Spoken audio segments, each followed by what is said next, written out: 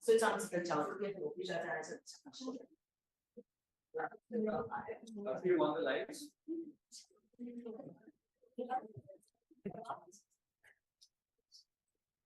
Maybe we keep the back and then you can see the keep the back. I think this one's still on.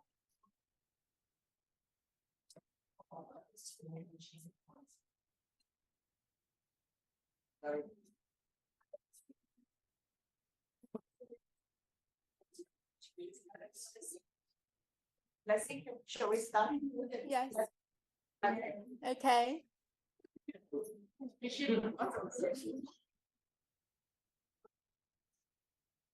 Hello, everyone. Thank you for coming at the end of a very long day. Good afternoon to you. And the university I'll be introducing today is 96 years old. And last year, to celebrate the 95th birthday, we came up with a rather cheeky slogan. You can just hear me read it. It's NCCU Creme de la Creme, 95 years of glory and fame. It's basically a literal translation of the Chinese at the bottom right. Maybe Josephine will explain to you if you are her students learning Mandarin. Basically, it means that the school educates the very best of the best. And you might think this is a little bragging and preposterous even, but actually it has a reason to brag as such, because NCCU not just being one of the oldest university in Taiwan, it's also for generations known as a university that's producing political leaders, ambassadors, and diplomats. We have 2 vice presidents and a great number of premiers and prime ministers. It's because when the school was starting, actually, I think I might be right that you've never heard of National Chinese University, but you must have all heard of a school called London School of Economics and Political Science. Am I right? Could I have, by a show of hands, for anyone who has heard of LSE, London School of Economics? Yes, great, thank you. That's actually what our founding fathers had in mind when they created this school, hence the name Chenchi. Our name, National Chenchi University. Chenchi means political science. So that's why for generations they've been producing political leaders. Our current president, Ms. Tsai Ing-wen, actually used to be a professor at National Chenchi University. So the university is now in Taipei, the capital of Taiwan, but it was founded in China, in Nanjing, and relocated to Taiwan after the Civil War. And we don't just produce political leaders, because after decades, the school has evolved into an all-round university. We don't, apart from political leaders, we also have academic leaders. As you can see, do you recognize anyone from the photos? On the top right is Manu, Professor Manu, who is now teaching there. He also graduated from National Chenchi University with a PhD. And these are all academic leaders, each excelling in their fields, most Asia Pacific studies in their school, in Britain, Germany, Canada. And so apart from a very international alumni, we also have a very international faculty. These are all our professors, some from America or Canada, Belgium. Of course, I'm not saying that you're coming all the way to Taiwan to be educated by American professors. This is just to show you that the campus is highly internationalized.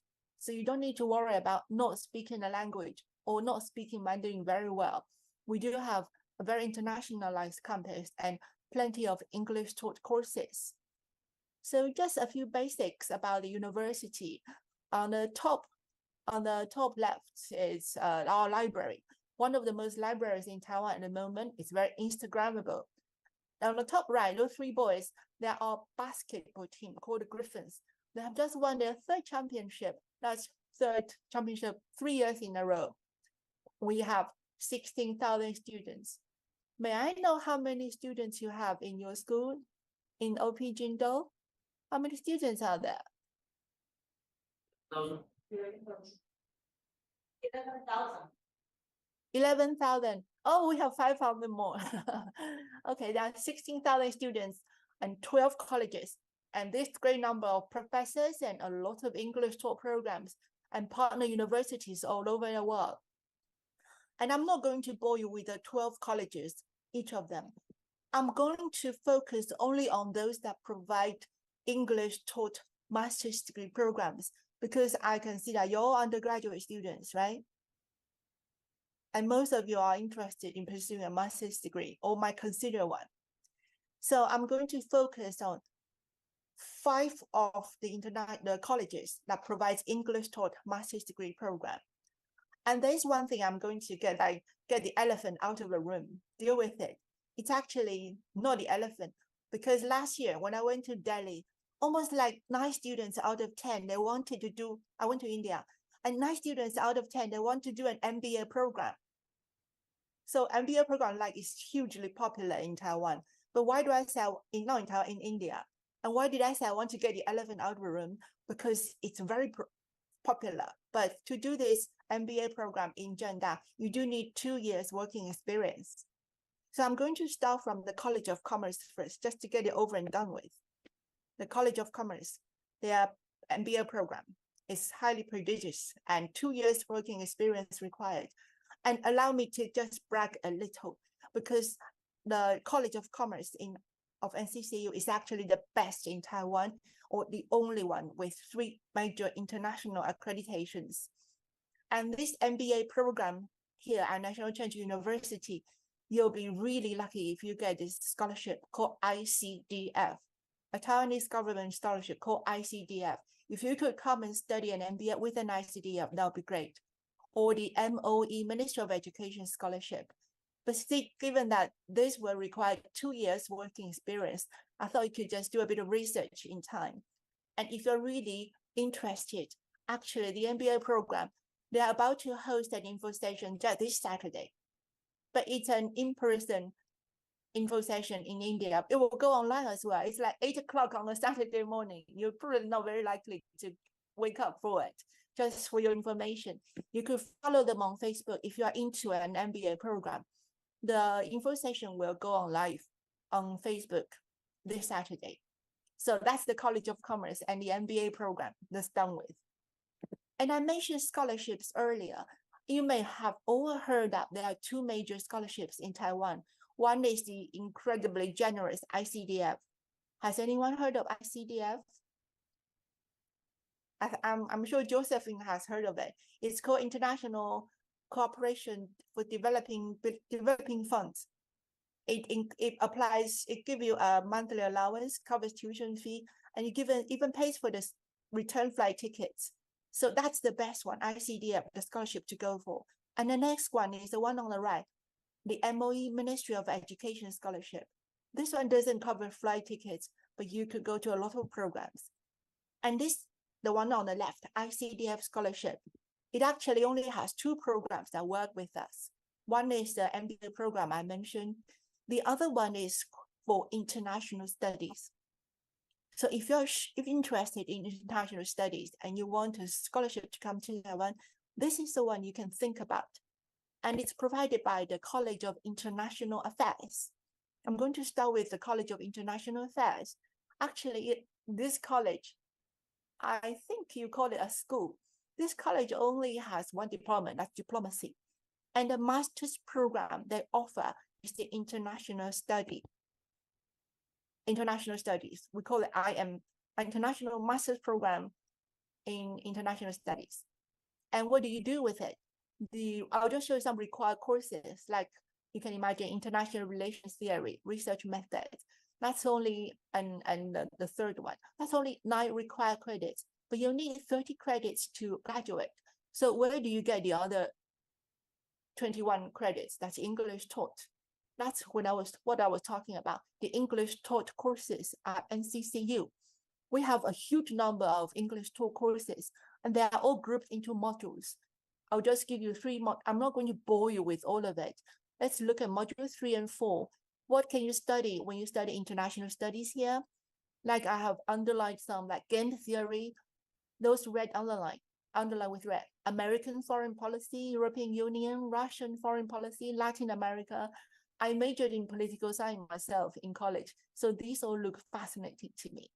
So if you are looking for, if you want to try the ICDF scholarship and you don't want to do a business degree, you want to do an international studies, this is the one to consider, the international studies. And they have a Facebook page. Do you use Facebook a lot or Instagram or WhatsApp? WhatsApp probably. Instagram. I'm sure they do Instagram as well. You just follow their Facebook. And I think you can go to their Instagram page, INPIS. That's the one international studies, the one with the ICDF scholarship. So that's College of International Affairs.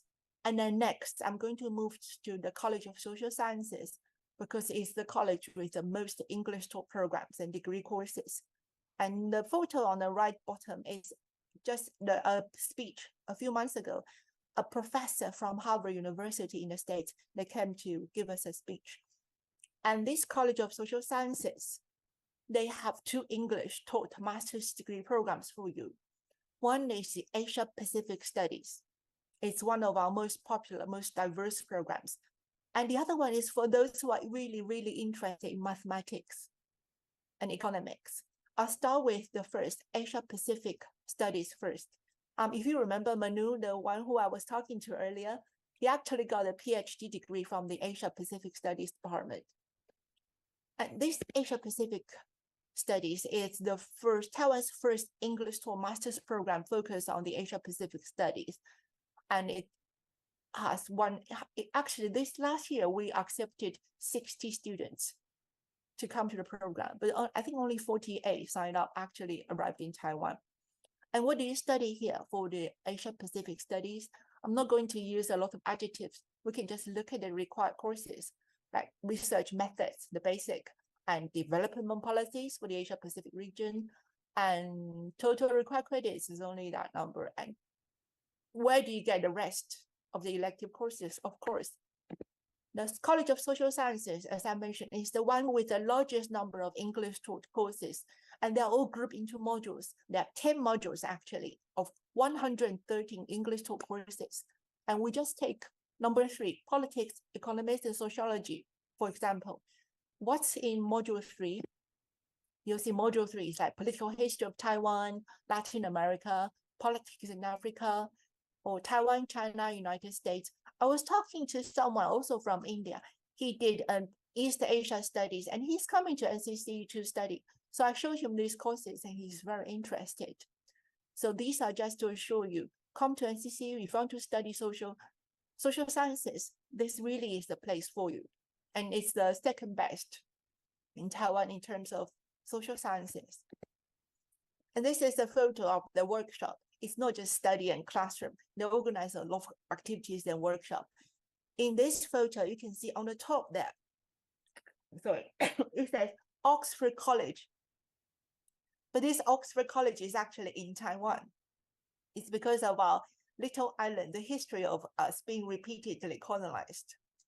So come to IMAS, you won't be disappointed. They even had a barbecue, a crocodile barbecue several months ago. It sounds hideous, but it's in honor of the Australian indigenous people. They do eat barbecued crocodiles. So that's the Asia Pacific. And the other one is for those who are really, really into mathematics. Do you like mathematics and economics? If you do, then this applied economics and social development program is for you. It's rather elite, and it does have to do a lot of mathematics, but it's an excellent program. And what do you study? Required courses are here, like applied microeconomics, applied econometrics, research methods. Actually, when I was a freshman, I failed my economics, so I had to redo it. I would have studied harder here if I was at NCCU. So these are all the credits, the required credits. And same for the elective courses. They also have English taught programs. On the left here is all those modules I mentioned. You can take a quick look. And we can just look at the one underlined in green, regional economic development. And on the right is what they offer in that module, like cross-border digital and Chinese economic development, Taiwan, China. These are all the English taught courses available at the school. That's why I say College of Social Sciences is the largest, is the one that offers the most number of English taught courses. So next, College of Communication. Just in case some of you are really into communication studies. And this one, it's called Master's Degree in International Communications. And to take a little break, about 2 minutes, we have a student here. She's from Ukraine. She's from Ukraine. She's now a master's degree student. We have a little video she did for us. It's a promotional video, and we can watch it as a break. But just bear in mind to remind you that she also works as a top fashion model in Taiwan. So there are a lot of footage provided by her agency. That's when she was modeling. Let's watch this video.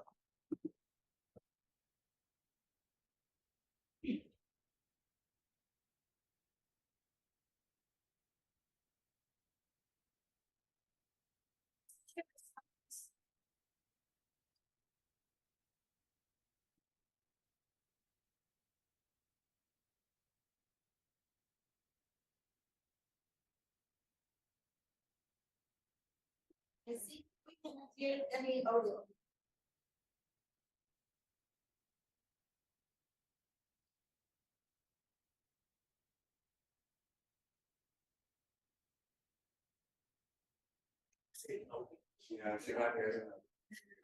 And we can't the audio is in there. But I think you hear me. Oh, I think it's the second.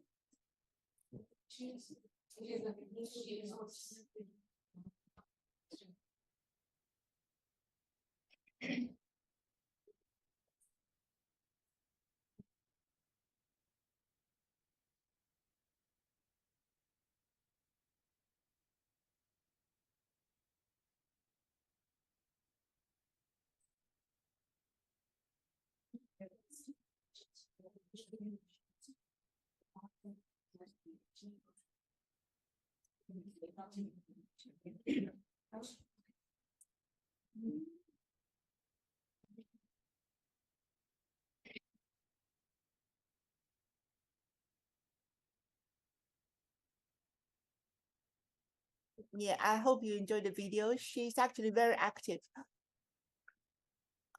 Wait, sorry about that. Let's go back. Let me get back to the PowerPoint. Okay, I was going to ask if you can guess where she's from, but I remember I only told you she's from Ukraine. Actually, last year when the war between Ukraine and Russia broke out, she's on the street protesting a lot. Anyway, so she's studying. She's clearly not just a pretty face. These are what they have to study in this international communication studies, like communication theories, the basic research methods. And on the right here, you can see a list of elective courses: globalization, political communication, pop culture, and internship is included. So if you're interested in communication studies, this is one of the options. And the other option is also about global communication. That's another college I want to introduce you. It's called the International College of Innovation. The master's degree they offer is called Global Communication and Innovation Technology. And this college is new. It was founded 2 years ago, and it's got the government funding. So it has a scholarship program policy that at least 1/3 of the students will have the full scholarship. Another 1/3 will have the half scholarship, and only 1/3 will be self-funded. And the scholarship covers tuition, gives you tuition waiver and living allowance of about $100 per month. And because this is a new program sponsored by the government and it has its own scholarship, so I highly recommend those who are interested in innovation studies and communication studies to apply for, to consider this master's degree. And what does it study? The required courses are New Media Technology Society or Between Tradition and Modernity. There's a list of, these are only the 2 required courses. And the elective courses actually fall into 4 tracks. You can see all these colors here: innovation technology, new media, global and indigenous culture. An internship is included, is required for the second year.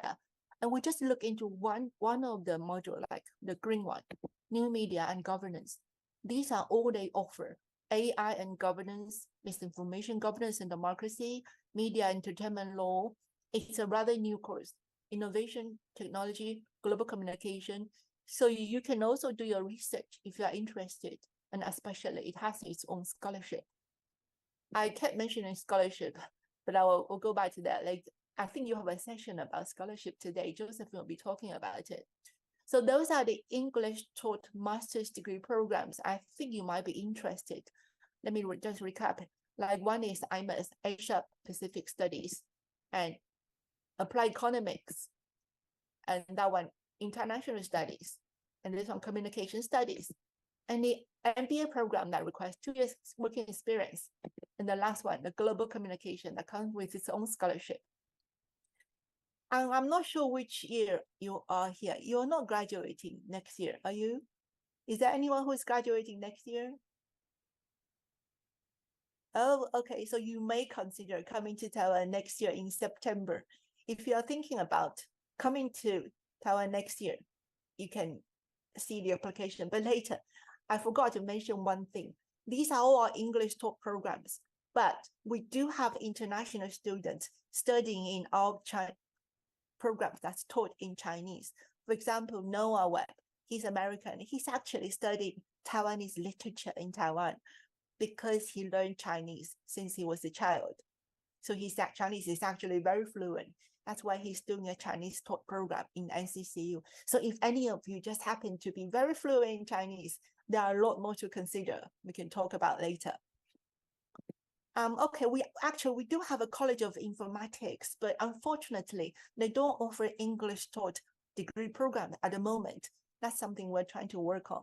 So I know a lot of students from India are interested in computer science and information. We're working on that. So how to apply? We usually have 2 periods of application. One is the early application, which just ended. But don't worry, that's the early application. The regular application is next year. Next year will be from February 15, one day after Valentine's, until March 21st. That's when you can send in your application for the degree. And that's also when you can send in your application for the scholarship I mentioned. The Taiwan scholarship, 2 of them. One is the ICDF, if you're interested in international studies. The other one is the government, Ministry of Education scholarship. That one will start in March. I think Josephine will give you the information. You just apply, contact our embassy, and they'll have that information.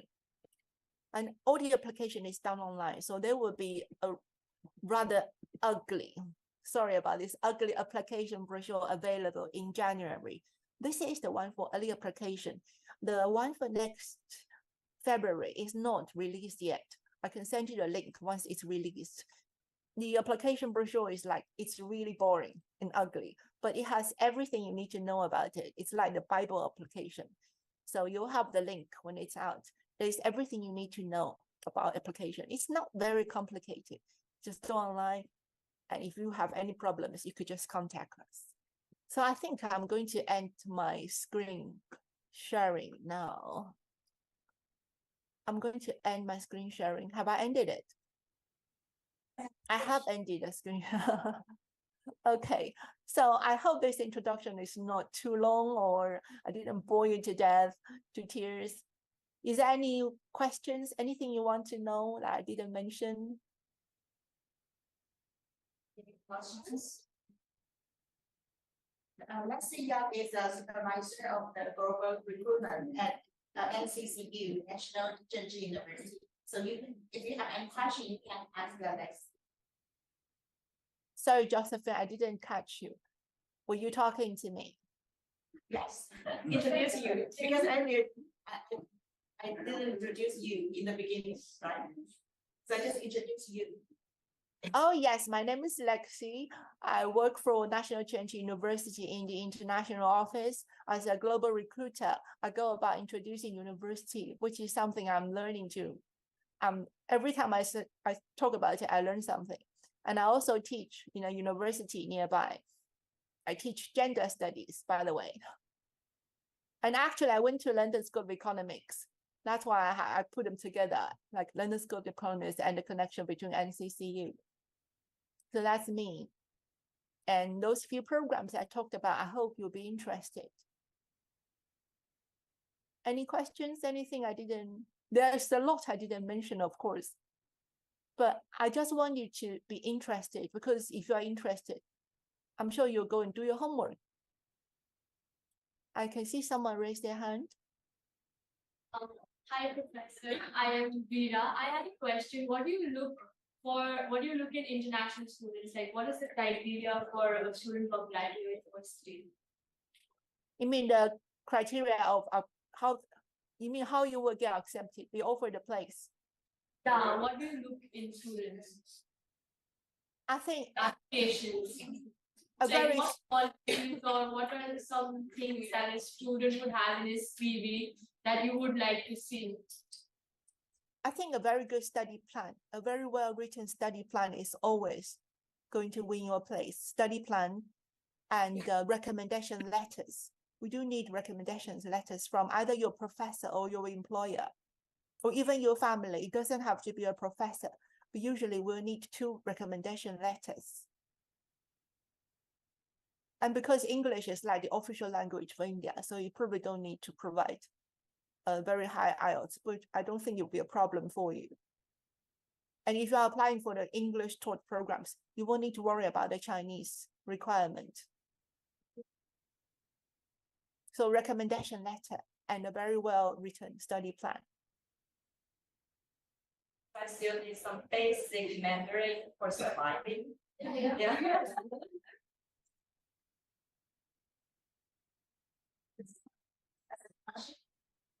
Ma'am, are there any PhD programs? IT programs, we do have a College of Informatics, but as I mentioned, unfortunately, we don't have any English taught courses to offer at the moment. Did you just ask me about IT? PhD. A Doctorate study? PhD. Sorry, yes, we do have PhD programs taught in English from the College of Social Sciences and the College of Commerce. So which area are you specifically interested in? Social sciences? Oh, great. Then we have the Asia Pacific Studies. They do have their own PhD program.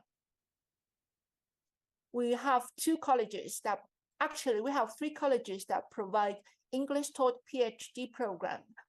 One is the College of Foreign Language, and the other is College of Commerce, and the other is the one you are interested in, College of Social Sciences.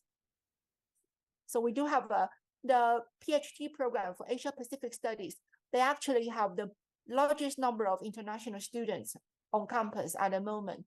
We have 70 PhD students doing Asia Pacific Studies, PhD right at the moment, and 4 of them are from India. So if you're interested in a PhD, please come to our College of Social Sciences. Please think about it. Oh, pleasure. We share. Any more questions? No? Sorry, when you said PhD, I heard IT. I'm sorry about that.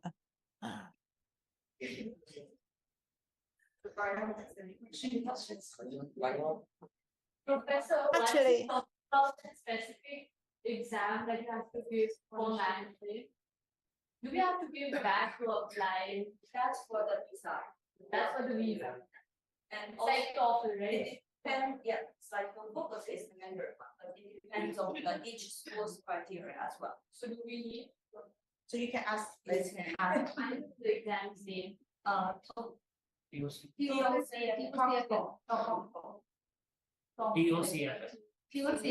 You cannot. The Mandarin exam. Professor, the Mandarin exam that one has to give to get the visa, like Mandarin version of TOEFL, TOCFL. That's only if you are coming to study a Chinese taught program. If you apply to our English taught programs, you will need to provide a language certificate. One, is will help you to apply for some scholarship. With the Mandarin, basic Mandarin, that's one of the things when you apply for the scholarship, it can be the criteria or the requirement. Okay, so for scholarships, this might be. That might, yeah. Yeah, there are many different programs, yeah. Try the ICDF. I would say don't miss this. The ICDF scholarship is incredibly nice. There are not many scholarships like that, but not many people know about that, which is good. Less competition. More questions? All good? Okay. If you have any questions, you can just let Josephine know to tell me. Or we do have an online office for India. I could pass the link to Josephine. Josephine will pass it on to you. An online office for India. Okay, shall we just move on to? I think there's the next speaker waiting, right? Yes, okay. So let's, thanks Yeah. for the. Thank you. Thank you.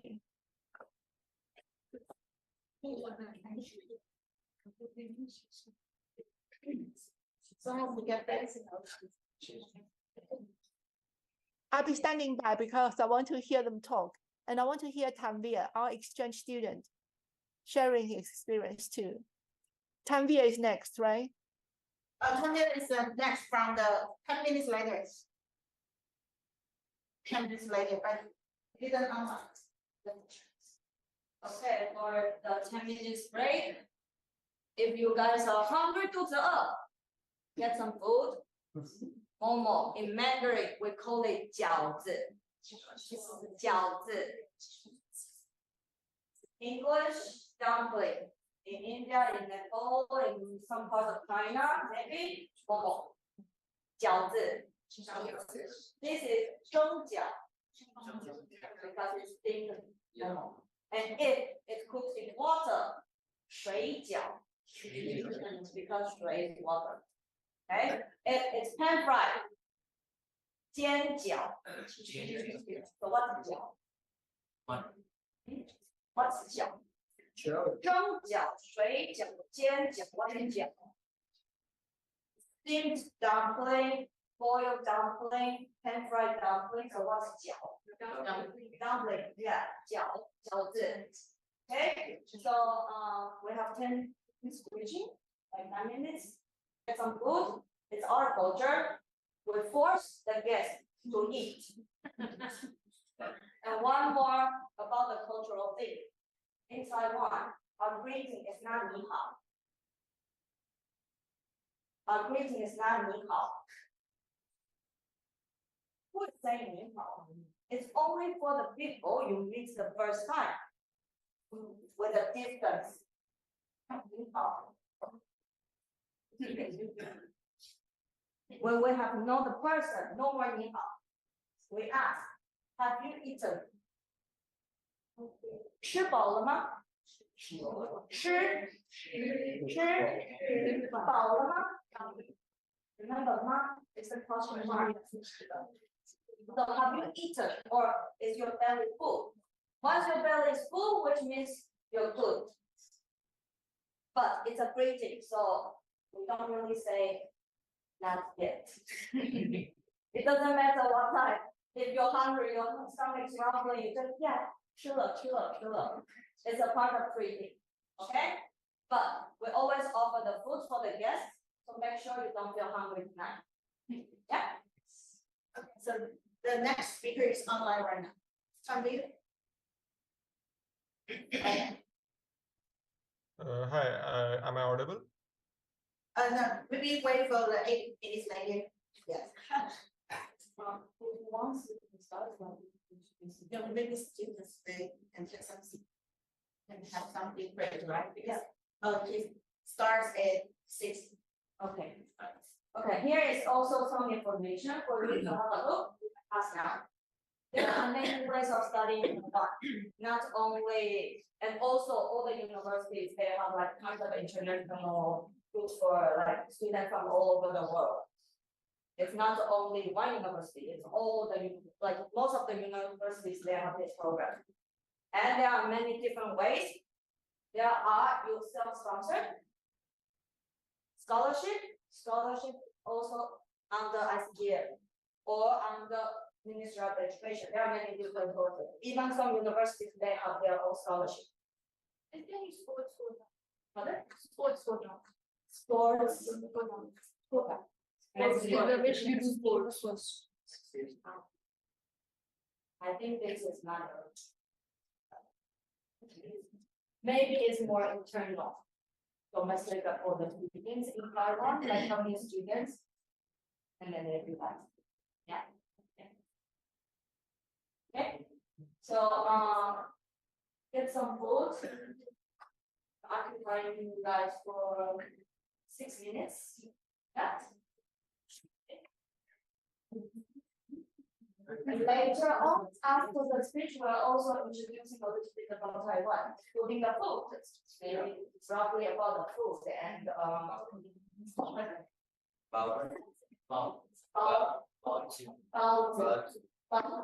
it's another dumpling, but the fluffy one. Yeah. Dough.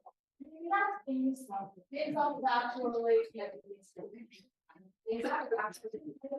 from Hong Kong. And it's always like great pleasure.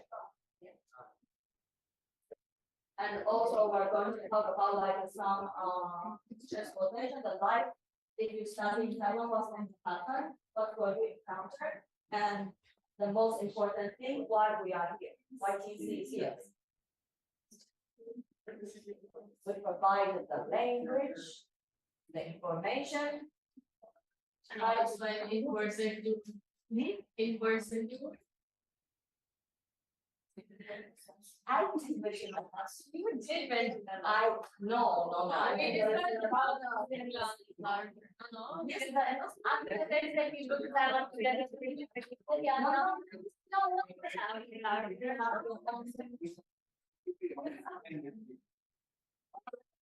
That's the guy. it's a school that has like some sort of similar. Okay, we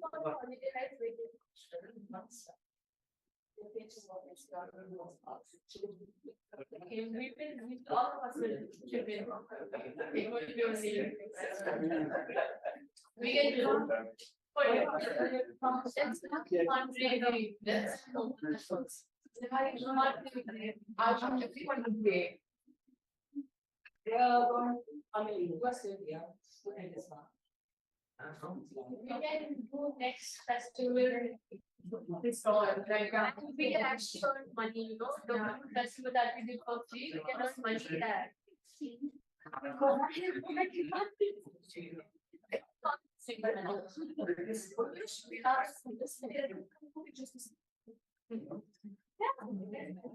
Something to reach business. You did? I don't know if it's not sorry.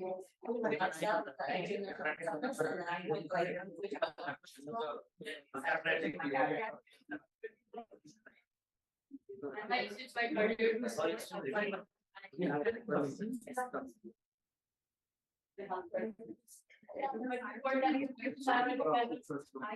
If one day, I'll try around. I'm from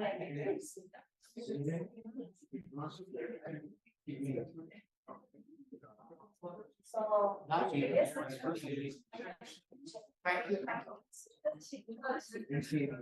It is for everyone, it's not only for the this program is for everyone, so if you have other classmates or friends from other department, send a message now. Okay. Because it's the information to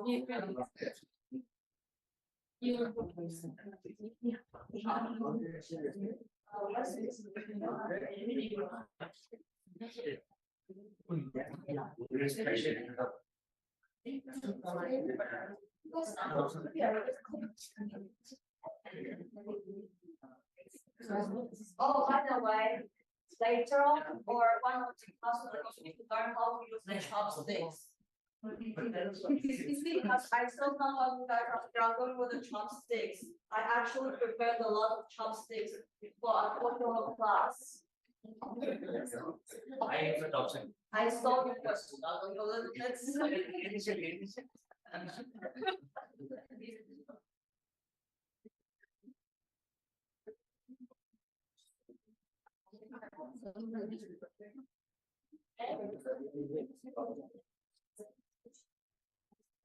So shall we start the next session?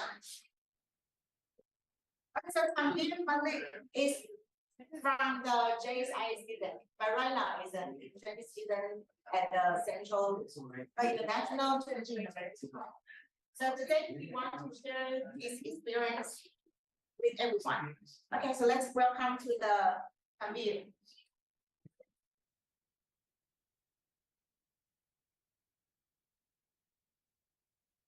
Okay, hello everyone.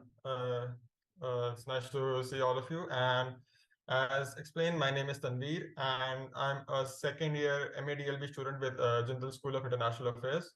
And I am currently studying at National Chengchi University in Taipei as part of a semester exchange program between Jindal and NCCU.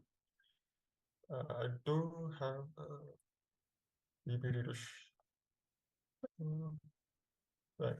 So basically, I'll just be talking about my semester exchange experience so far. I've only been here for about a month, and I am still figuring things out, especially considering I went to Taiwan without knowing the language. So it has been a little bit of an adjustment, but it is possible to navigate that massive language barrier, mainly with the help of Google Translate.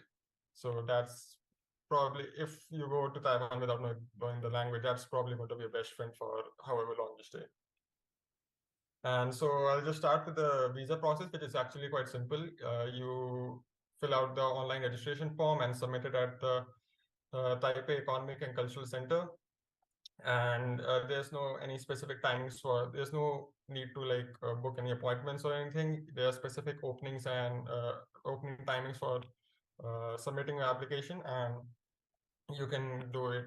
You can go and simply submit the application, and the visa processing also doesn't take too long. At most, I think it takes like 2 to 3 days, and depending on how much the visa fee is paid.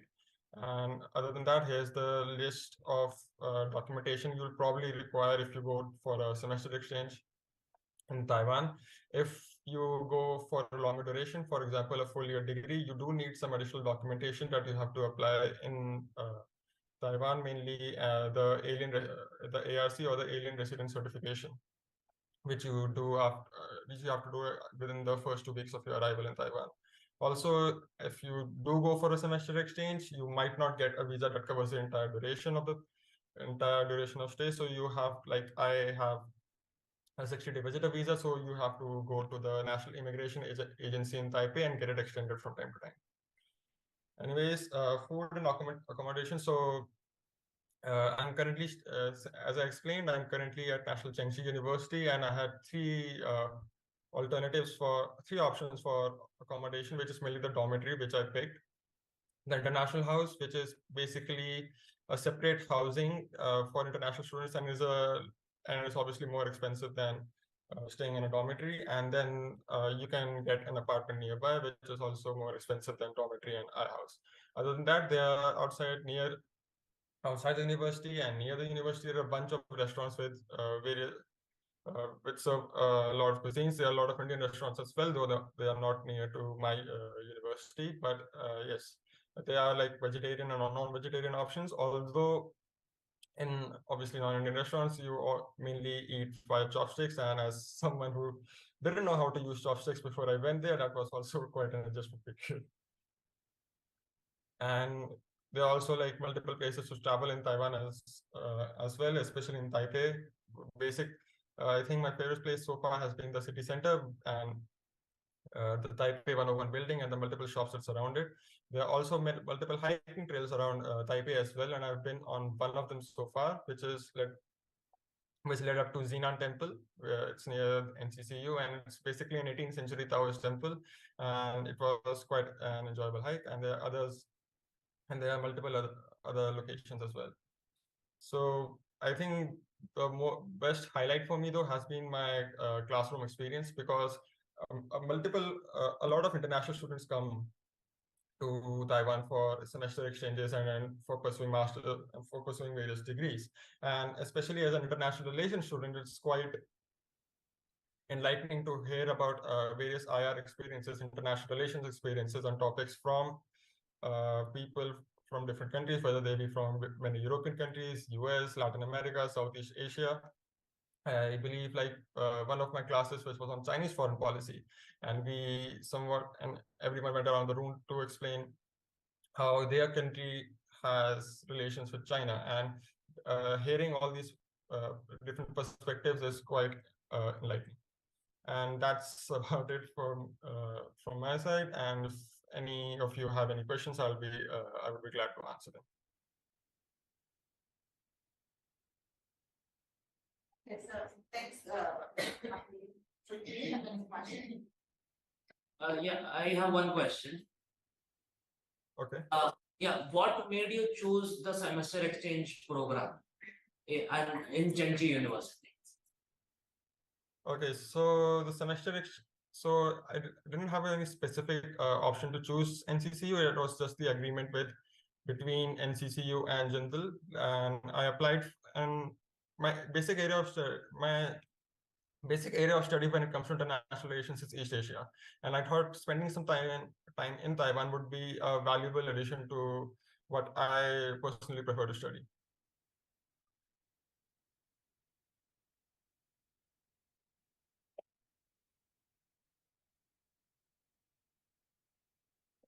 How many courses you take this semester?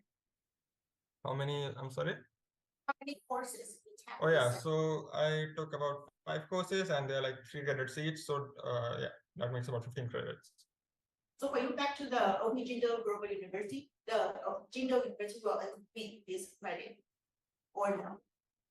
I believe it should be a seamless transfer of credits, if that's what you are asking about. So does anyone have any question about the life in Taiwan or something? One, no. As he's the same from the same university as you guys. Same department, yeah, like it's more similar. So maybe the same study or the one like my favorite. I'm sorry, I think you'll have to repeat the question, sir. It was not really clear. It was just a discussion, it was not a question. All right, sorry. There's a little echo in the audio. So you don't have any question, want to ask how is life in Taiwan?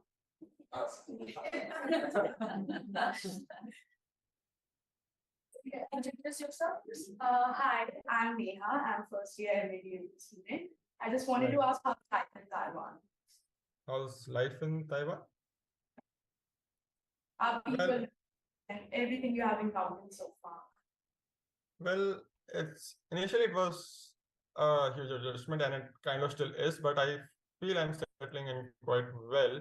And it's actually quite nice because the people, although they may be slightly reserved, they're actually quite helpful, and they have a lot of patience, especially when you want to ask someone for directions and you're desperately typing in Google Translate in English and waiting for it to translate and just holding a phone and so the other person can read. Yeah. And also the public infrastructure for like transportation is quite accessible. So like traveling to different places isn't much of a issue.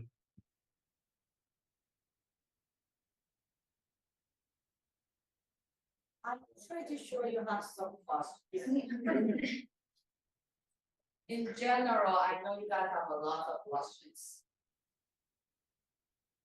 How controversial can an Indian student be about talking about Chinese foreign policy in Taiwan?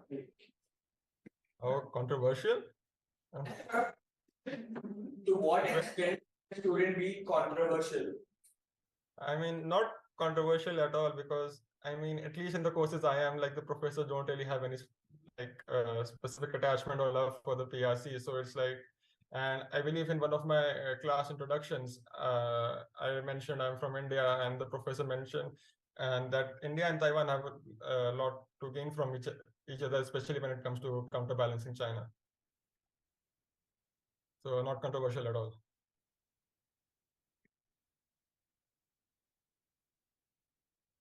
Any more questions? What courses are you reading this semester? So so I mainly took courses on foreign policy and international trade and economics. So a course on Chinese foreign policy, a course on Southeast Asia, which basically looks at the trend of hybrid regimes there, because it's not full democratization and there's some authoritarian trends in Southeast Asian countries as well. And there are other courses about the validity of international development aid to various countries, and also about global value chains and global supply chains and how each country fits into that.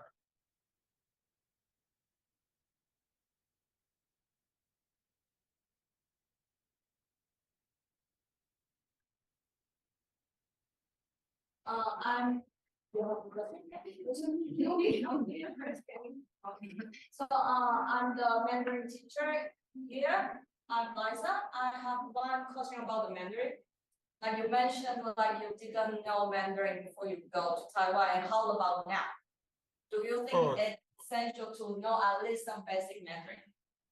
I think it is essential, at least when you're walking around the city, and even when it comes to like simple things as ordering food, like there may be a language barrier there as well. So some basic Mandarin I would recommend that people do study. If that's not an option, there are ways to navigate the language barrier, as I explained. So do you speak some Mandarin now? Some French? Unfortunately, no. The only thing I've learned to say in Mandarin is thank you, which I've obviously need a lot of help. So I say thank. I have to express my gratitude a lot.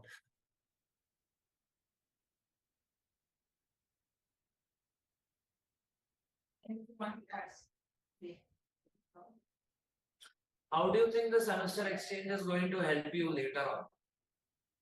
So mainly about I think it adds, like, just in general, it adds a valuable experience when it comes to like going to a different country and adjusting there, surviving there, and engaging with different people it gives you it helps you absorb new perspectives on world on issues around about the world, right? And it broadens your mindset. So I think as a general like holistic development, I think semester exchanges are quite valuable.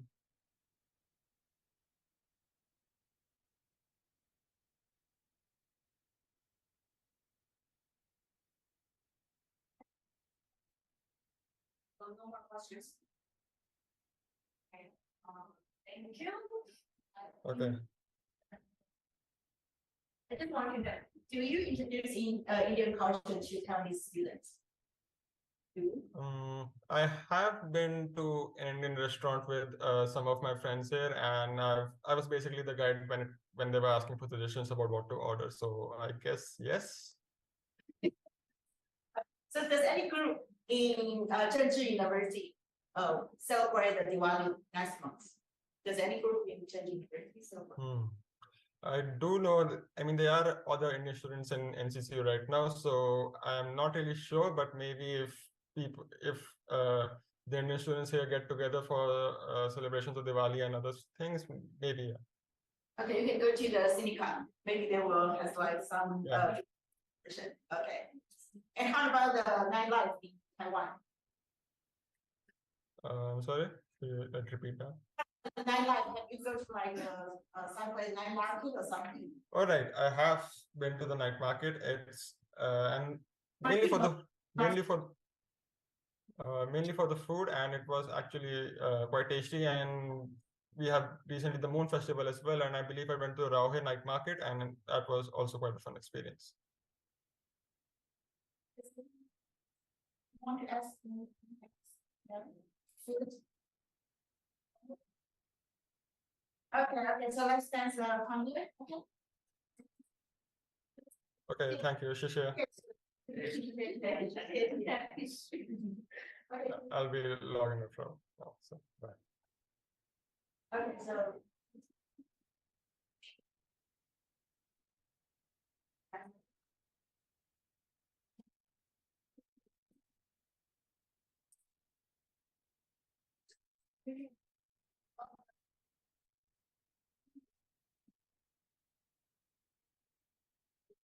The next session.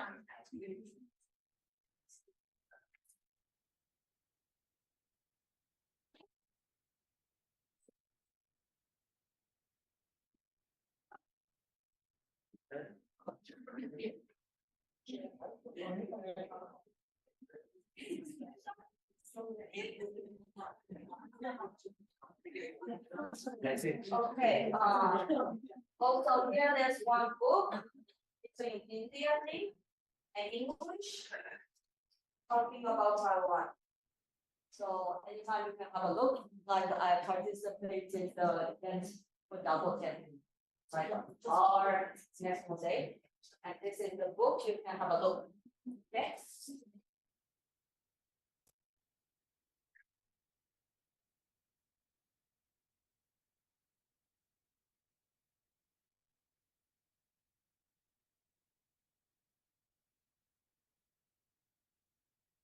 Okay.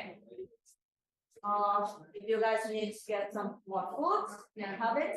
I'm about to talk about the TEC because I think not most of you guys take Mandarin class, right? Anyone who can take the Mandarin class here? Yeah, so I'm going to also talk about what TEC stands for.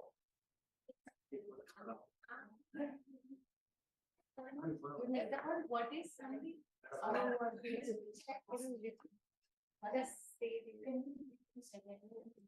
Okay, so I was asking anyone who didn't take Mandarin class, who's not taking Mandarin class. Yeah, so I'm going to also talk about TEC, what it stands for. TEC, Taiwan Education Center.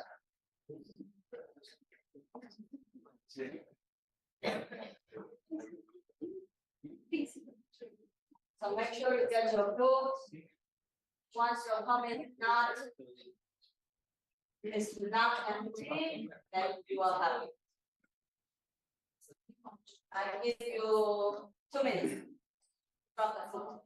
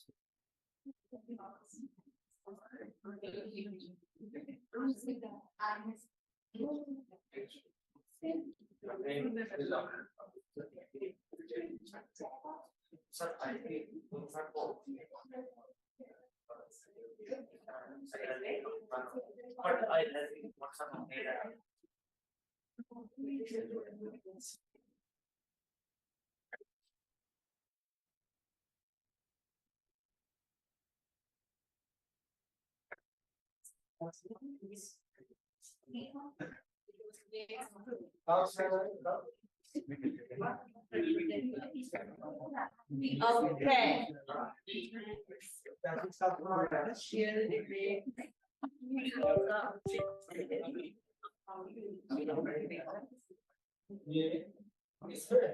Okay, let's start. Taiwan, Taiwan. Do you know where it is? For the student who take the Mandarin class on the TEC, I suppose you know. I know the first day when you guys came, Miss Taiwan, where is it? Where is it? Can you Tell me, name 3 countries, the neighbor countries. China. China one, yes. China, Japan. China, Japan, Vietnam. Yeah. It's not too far. South Korea is more. Hong Kong. Hong Kong. Yeah. And on the east of Taiwan. East of Taiwan. East north, northeast. Russia. What is studying international affairs? I know the map a little bit. This classification to your list. It's not, it's on Pacific Ocean, yes, North Pacific Ocean. Country, you definitely know. It affects Taiwan a lot. It influences Taiwan a lot. I'm pretty sure, oh my goodness, the professor is going to, oh no, professor is here.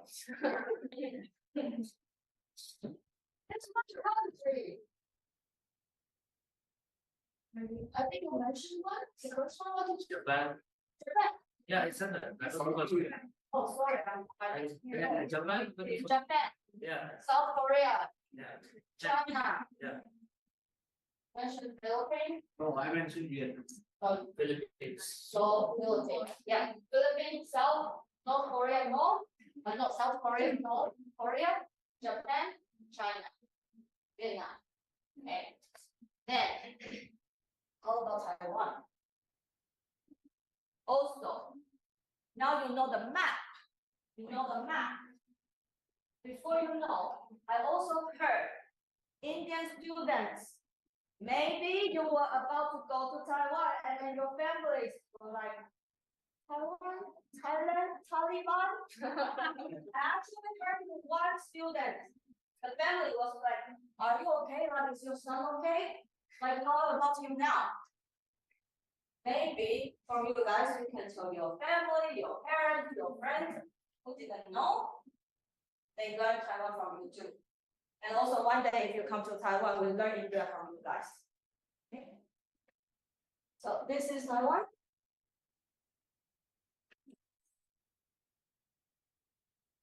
Okay.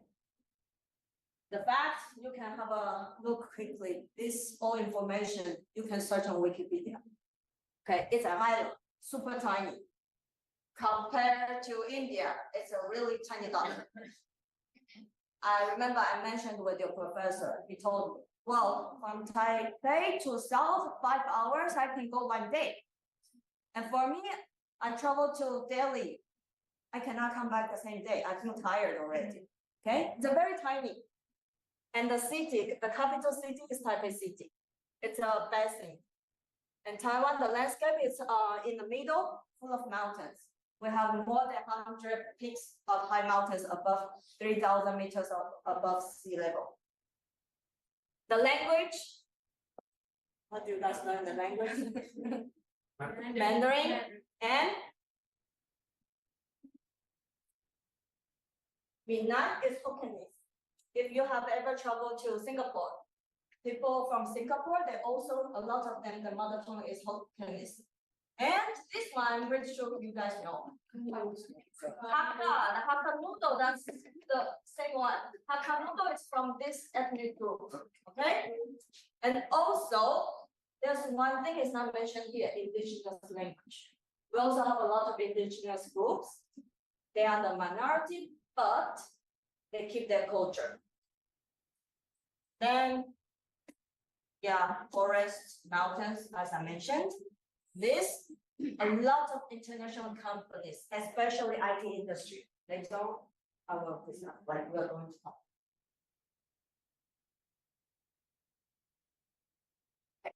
TEC, Taiwan Education Center, why we are here? Why we are here?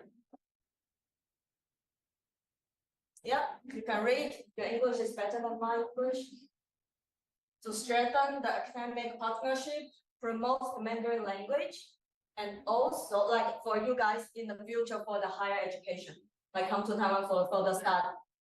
Also, we're here, one of the reasons is because we give the information and Mandarin. Yes, as your your other like senior said, maybe you don't really need Mandarin for the study, but you do need Mandarin for surviving. Once you get out of the campus, once you're not inside the classroom, a lot of aunties, uncles, grandparents, they cannot even, some of them even cannot speak Mandarin. So forget about English. That's why you need Mandarin. It's not ask you have to speak Mandarin perfectly, but you need to express. Most of the Indians, you guys, a lot of you guys, I know you don't eat beef. At least you need to tell, 我不吃牛肉. You need to express in Mandarin. Because we offer food, but we don't know. We don't know people from outside either. We don't know people from outside. We don't know, oh, I think this is something very good food for guests. I offer you. But you have to tell, 我不吃牛肉, right? I think I have one video.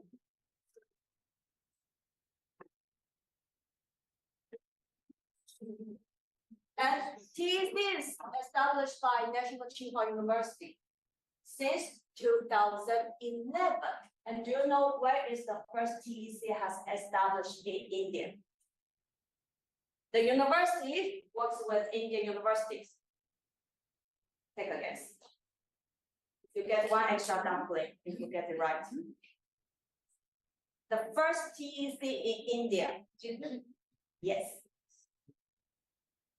It's been more than 10 years. Okay, and also you guys have a professor who studied in OPG and then went to Taiwan and then back to OPG. So can I please just few minutes to please. Please don't do clapping, please do popcorn.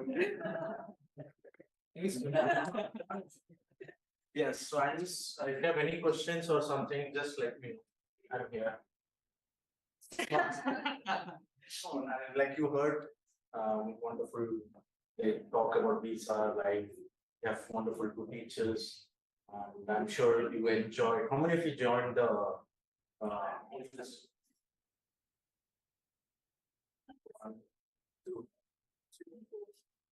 when it came for food or for the experience? Experience, not the food. Okay, from next time we don't need to.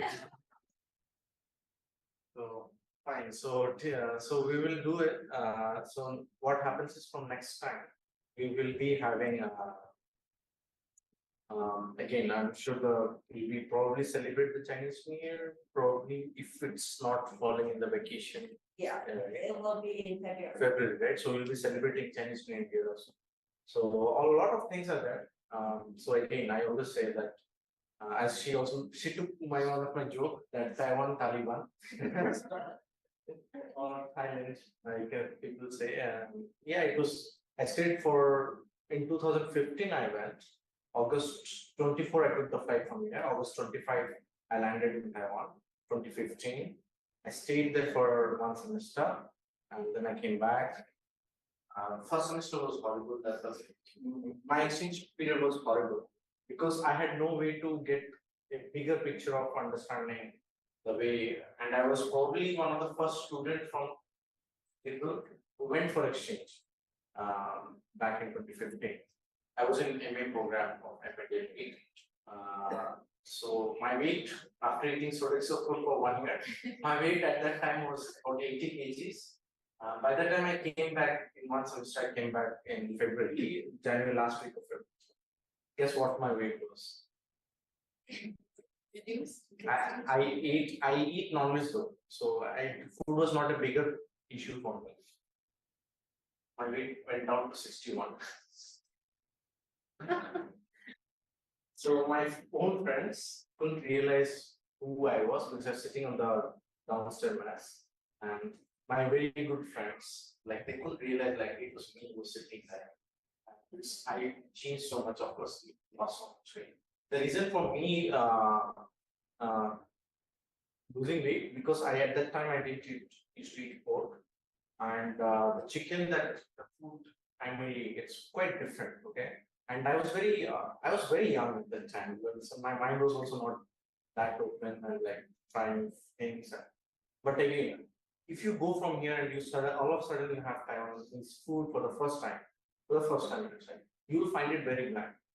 Okay, as from Indian perspective, the things that we eat is very simple for us, except a few dishes that you get the flavor.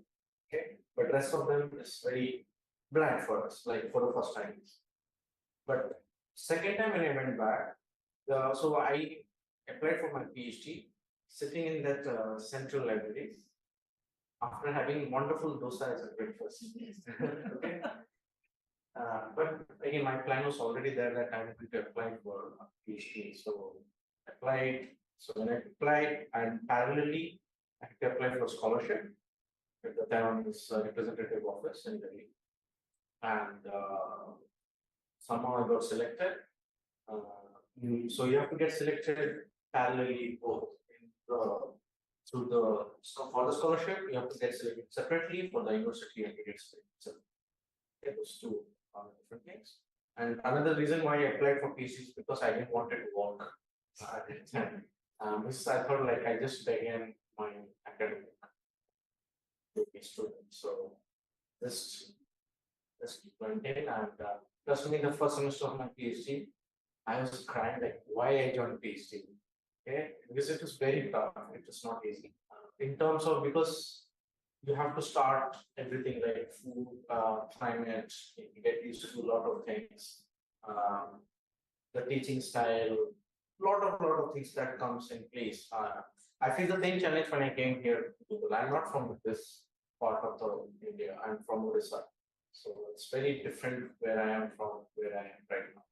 So things changed, and that thing in 2016, I went back in September. Since then, I came back, I finished my PhD in January 2021. Okay. I joined Jingle in July. I was working in between months. So joined Jingle in July. Online I joined. So I didn't get any goodie bags from new employers. But I moved back to India last year February. Came back. Last year, first week of February, I was here. Last year. Since then I'm here. That's it. And of course, in JSI, I offer classes related to Taiwan phosphate. And tomorrow, actually, in 30 minutes, I'm going to interview for one podcast on China-Taiwan issue. And tomorrow, I have a launch of monograph. Monograph, if you don't know what is a monograph, it's kind of a bigger than a chapter, but shorter than a book. Okay, so this monograph is about 72 pages after including appendix and all. It took me like 5-6 months to write. I started writing in March, completed in May, and there was a lot of back and forth editing was going on. So the final version is 72 pages long, including the appendix, references, everything, maps, everything. So tomorrow is going to be launched in Delhi. So I wrote it for India Foundation. If you know the think tank, it's based in Delhi, most primarily looking at Indian domestic politics and also at the same time looking at foreign policy to a certain extent. Okay, so my monograph is titled as kind of cross-strait relations and where India can find itself. How many from JSI?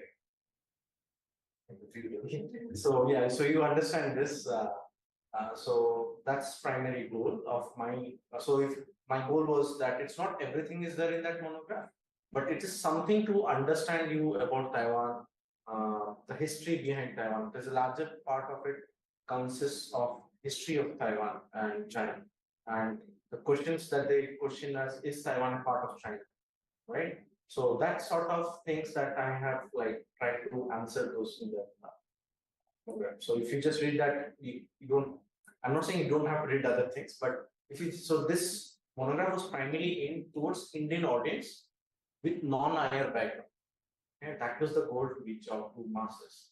So that's one of the first that I tried to do. So, but beside this, there are two other monographs that was done. One in 2014, and it is very archival research on India, Taiwan, ROC, and also if you really want to understand Taiwan, you should read that monograph. That is more like in-depth monograph. Second monograph came out sometime this year in March, February, March by former Foreign Secretary Vijay Gokhale. He wrote a monograph about how East Asia and Taiwan conflict can hamper India. He usually used some sort of archival research again, because he could manage to access them, and but at the same time, he used a lot of trade numbers, how India's trade is going to affect if there's a war in Taiwan. So that's the academic part of it. And in general, I do offer classes on Taiwanese society, language, not language, sorry, Taiwanese society and politics, domestic politics, and all.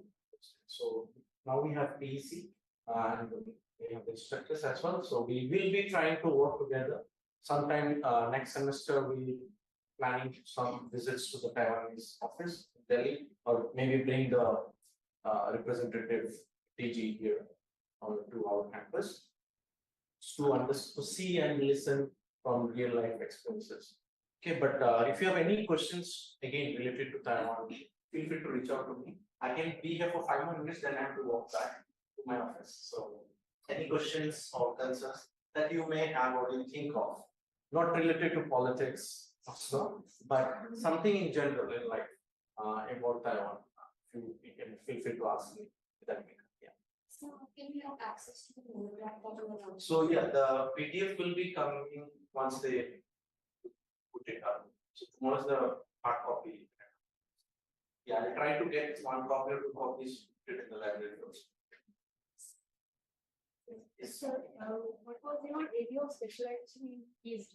Please, so see so what I did in Taiwan, so I also run a blog. You can access through it. So I actually started it quite late. What I did is, yeah, I'll let you. Maybe you can open it up here, like crossing, yeah, crossing. So so what I did was to be honest, I did face racial discriminations, and I was quite young at that time, and I had no idea what I was doing there. But I did face racial discrimination. But at the same time, I also, it's not that everybody's like that. You face it everywhere, anywhere you go. Okay. So what I changed my at one point of time, 2015 when I was an exchange student, I felt very bad with this. 2016 again, I wanted to do some part-time job because my scholarship was not enough, and I wanted to like live in a proper place and this thing. So I did face racial discrimination again. I felt bad. Then I started asking this question that, okay, I am questioning and I'm criticizing all the time, like everyone else is doing. I'm not doing anything different. So why not I should do something to address this question? I'm asking this question, but I should also answer this question. So for me, I always look for bottom to top approach. So I started going around schools around there. Like I targeted one. I asked around like, hey, is there any opportunity where I can reach out to Taiwanese students, maybe in this class or schools or colleges, anywhere where I can reach out and kind of talk about India in general. Nothing in depth, but in general. I couldn't find much, but luckily I found one person who was running a program called Couchsurfer in class. So where they used to travelers or some foreigners will go to a classroom setting and kind of give a lecture. And in return, I used to get a place to stay for a day or two in that local, maybe one of the student or two student family or teacher would like to put me on. So I did one. The first day I did, right, I regretted it. The reason also I'll tell you. I started doing something called a curry diplomacy. I call it curry diplomacy. The reason being, public schools, they have their own kitchen. So I said like, oh, I can cook and all. By that time, I have never cooked anything in my life. But I was so passionate that I should do and I should do it. And the first day I went for cooking in that school, I cooked 120 eggs, egg curry, 120 portion of chicken curry, and there was rice cooker, this rice cooker. And I didn't know at that time how to do this. And I was asking them, just how to do the rest. They said, and a lot of rice was wasted. But it was a school's money, so I was thinking. But by the time I finished cooking on that day, it was like quite afternoon, around 1 o'clock and all. Each and every joint of my body was paining. Because I never done something like that. Then I went and gave a lecture to the students, and it was a big hall. And all of a sudden, I was hungry. Nobody asked whether you have eaten. But the kind of response I got that day, I kind of then also the Ministry of Education of Taiwan, they have this program called Taiwan Experience Education Program, TEEP. Usually it happens in summertime. Maybe if you finish this, I'm sorry if I'm taking some time. Take your time. We still have time. So I kind of TEP, I did that, and then after that so that gave me an experience to reach out to some nearby out of Taipei city schools to reach out and speak about or to see how understand the Taiwanese schools operate. I took my time. So I always say life is a marathon. It's not 100 meters sprint. So I was patient enough to understand how the things were there in the society and all. See slowly and slowly I observe. I should have got the picture. Maybe next time I should. Yeah, it's here. Yeah.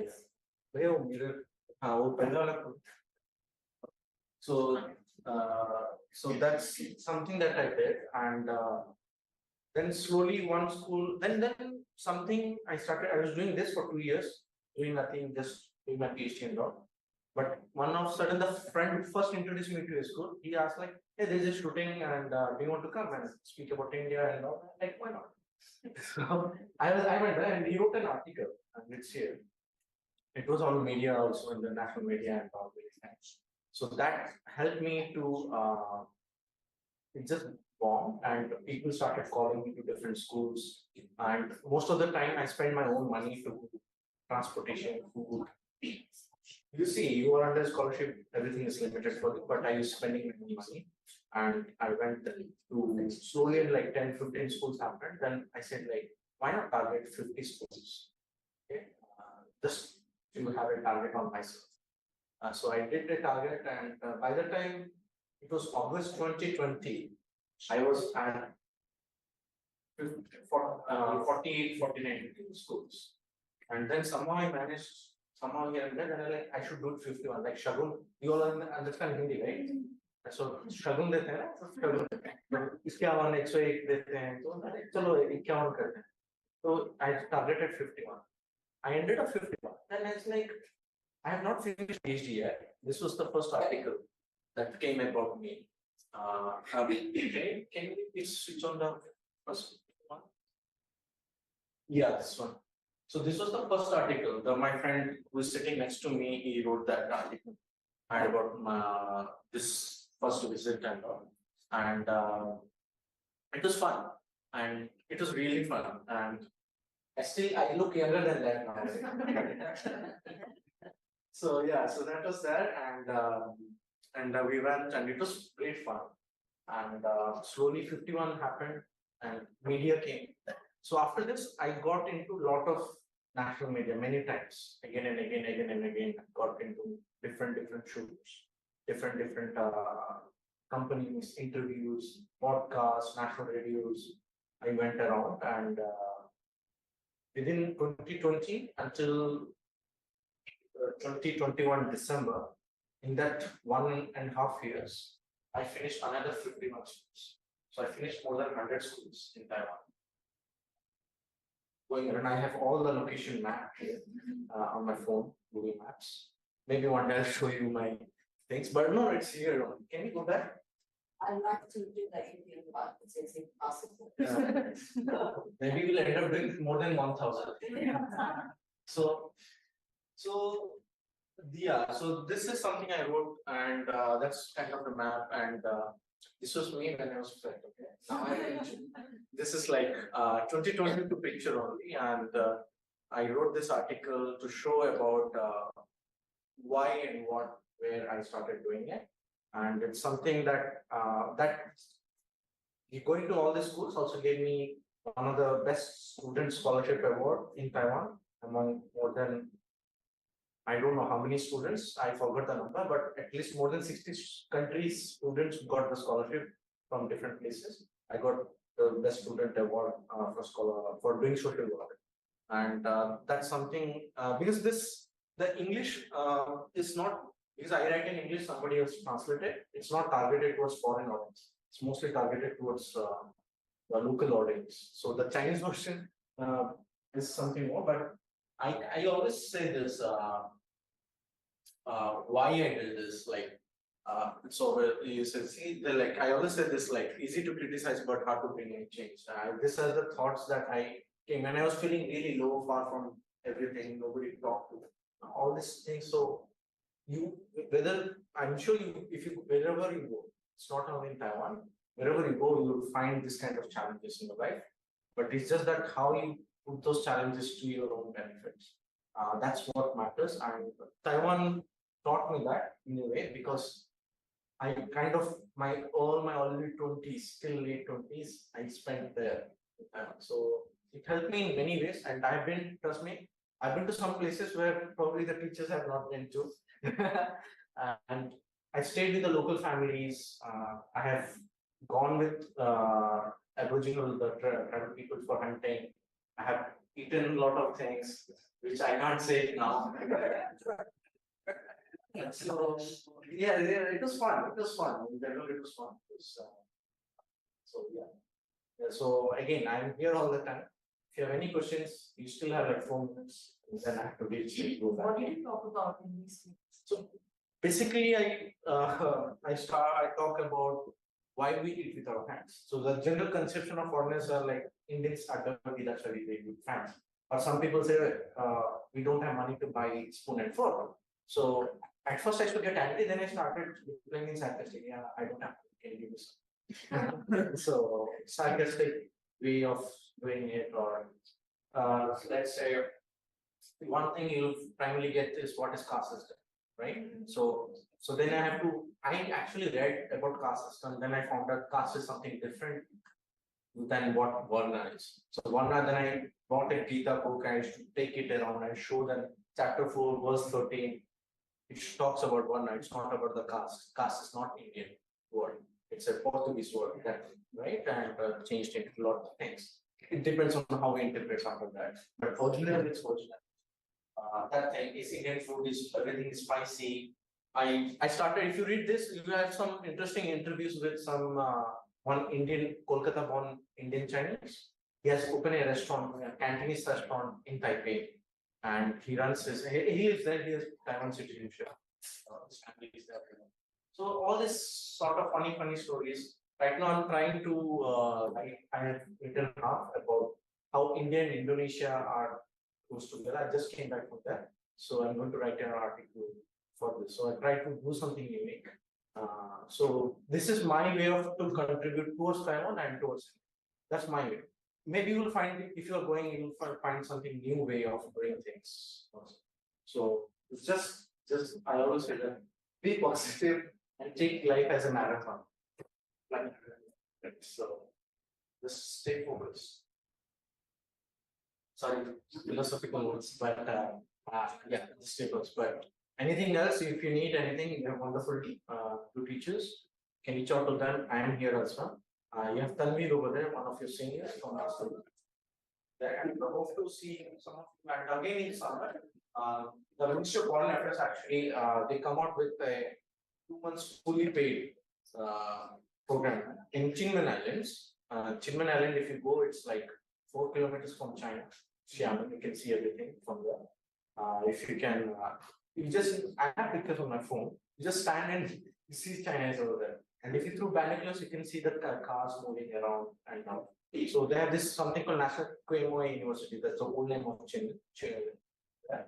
You can go there, experience somebody if you are graduating batch. Okay, if you are about to graduate, you can apply for that. Just let me know. Of course, you have to go through the process. I'll put a word to the ministry and then you can apply and we'll spend like 2 to 3 months or half a year. I forgot the details, but you can still go there. And like that, there are many opportunities. TEEP is one of them. You can go for 1 or 2 months. TEEP is one of them. national children commemorations. There summer schools are there, of course. Another way is to participate here with the. And it's not everybody, and every time can go Taiwan, right? But you can get a mini Taiwan here and try to find out some Chinese movies on Netflix, on something here and there, or there are a lot of books about Taiwan now in the library. Try to find them and read about them. Something you should read about San Ming Chui. You should read, and if you're a student of politics, it will help you to understand things from a different perspective. That book is there in the library as well. So try to expand it beyond China or things. Taiwan, I always say something that I always say my heart is Indian, but my stomach is Taiwanese. I can't eat spicy anymore. So yeah, so that's something that I like to do, and I'll leave you here. We have to go around. I'm saying. Cheers.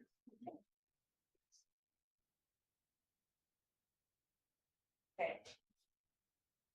And I'm back to TEC again. So TEC provide information to go to Taiwan for further study, provide the language, and also strengthen the academic friendship. Because not only here, also in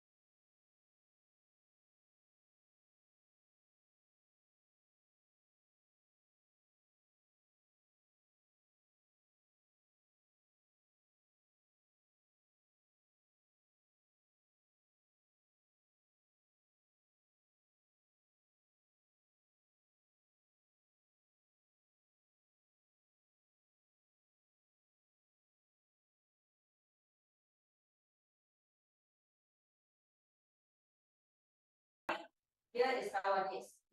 Yeah, sometimes we think a bit different. But also anytime, it's not only when you go to Taiwan, it doesn't matter which country you go, try to be open.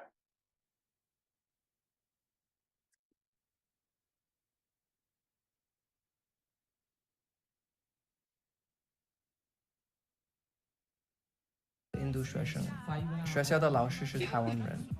他除了教中文以外，还给学生们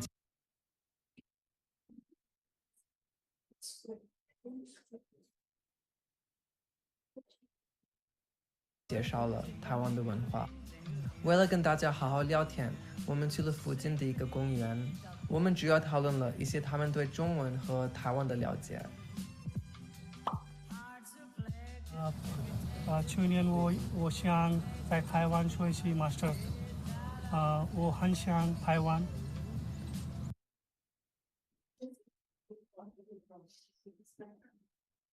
台湾的文化，台湾的人，在台湾有我一些朋友，我要见面他们。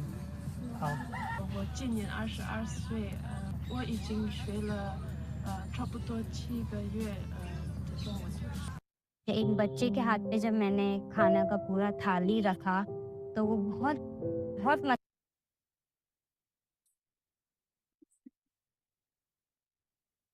我很想去台湾，台湾的文化也最好。Currently studying in Singapore University, and then I went to Taiwan for 4 months.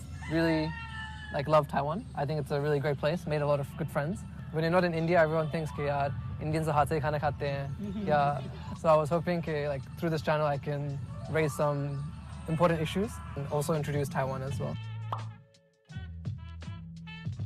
I wanted to ask that how did you manage with the food?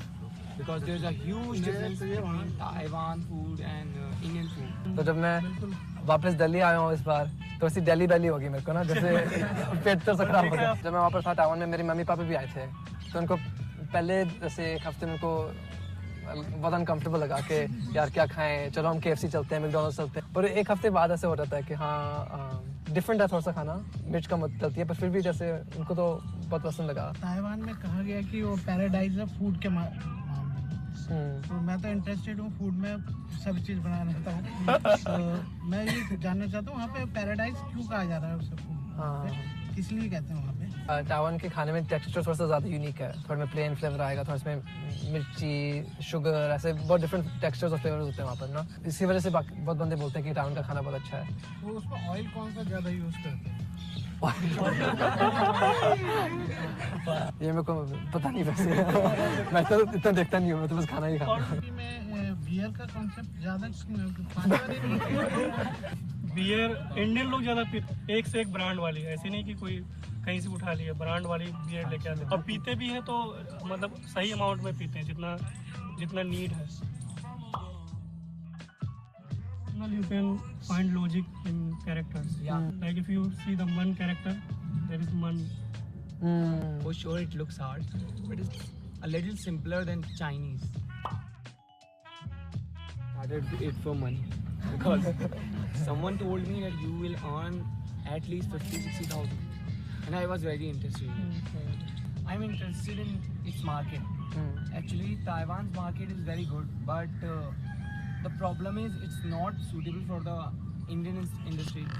So I wanted to learn Chinese to just know more about their products and everything and have a conversation with them, and hopefully I can bring it to India because that's the most important thing. We should try to connect Taiwan with India properly. Their souls are very good. They were selling souls when I came in the Taiwan Expo, and it was like 2,000. And you know the Indian mentality. They won't buy a soul for 2,000, but they will buy a whole shoe for 15,000. अपने Chinese क्यों start किया? हाँ main reason तो ये था कि मुझे लगा कि यार अगर एक इंडियन चाइनीज में बातें कर सकता है बहुत कूल बात है ताइवान में हम जब वेजिटेबल बाय करने जाते थे तो अगर हम चाइनीज में कुछ बोले तो इम्प्रेस होकर फ्री में देते थे कुछ सामान सच्ची मैं 200 रुपए के किलो जो आलू है वो 100 रुपए में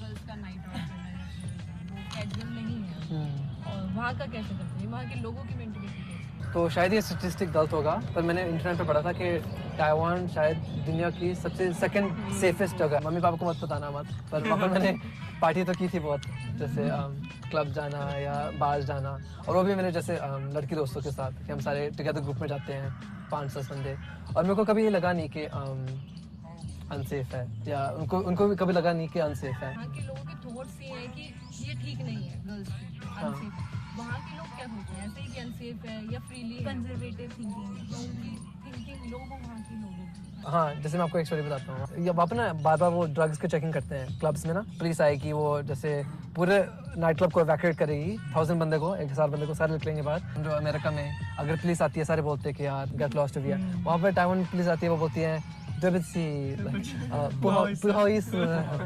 ऐसे आराम से हाथ पकड़ के तुमको बाहर निकालती है हाँ जब ड्रग्स टैक्स भी करते फिर भी सारों को लगता है कि हाँ बहुत सेफ है कोई यहाँ पर इतनी दिक्कत नहीं है सेफ नहीं कह सकते कि है क्योंकि बहुत सारे ऐसे केसेस आते हैं जिसमें हम बहुत अनसेफ फील करते हैं घर में पेरेंट्स भी इस वजह से अलाउ नहीं करते कम अलाउ करते बट कुछ सिटीज ऐसी है जहाँ पे ये सारी चीज़ें कम हो रही हैं जहाँ पे बैकवर्ड एरिया है जहाँ पे लोग एजुकेटेड नहीं है तो वहाँ पे ये चीज़ें ज़्यादा है but otherwise it's safe. Okay, I will stop here. Okay. So this is the general idea, not about the Mandarin, it's more the life parts.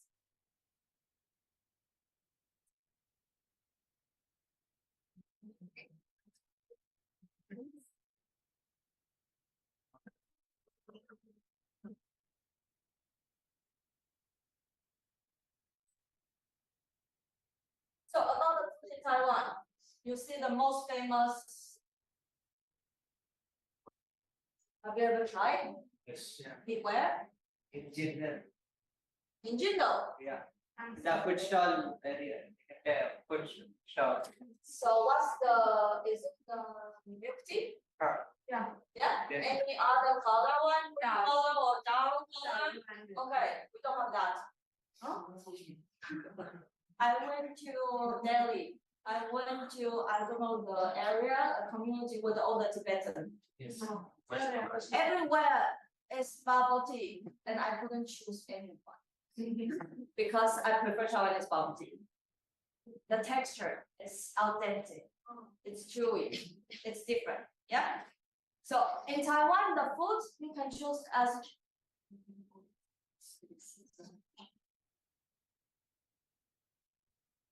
so the food we've been influenced, as I'm pretty sure you guys learned, Taiwan has been colonized by Japan.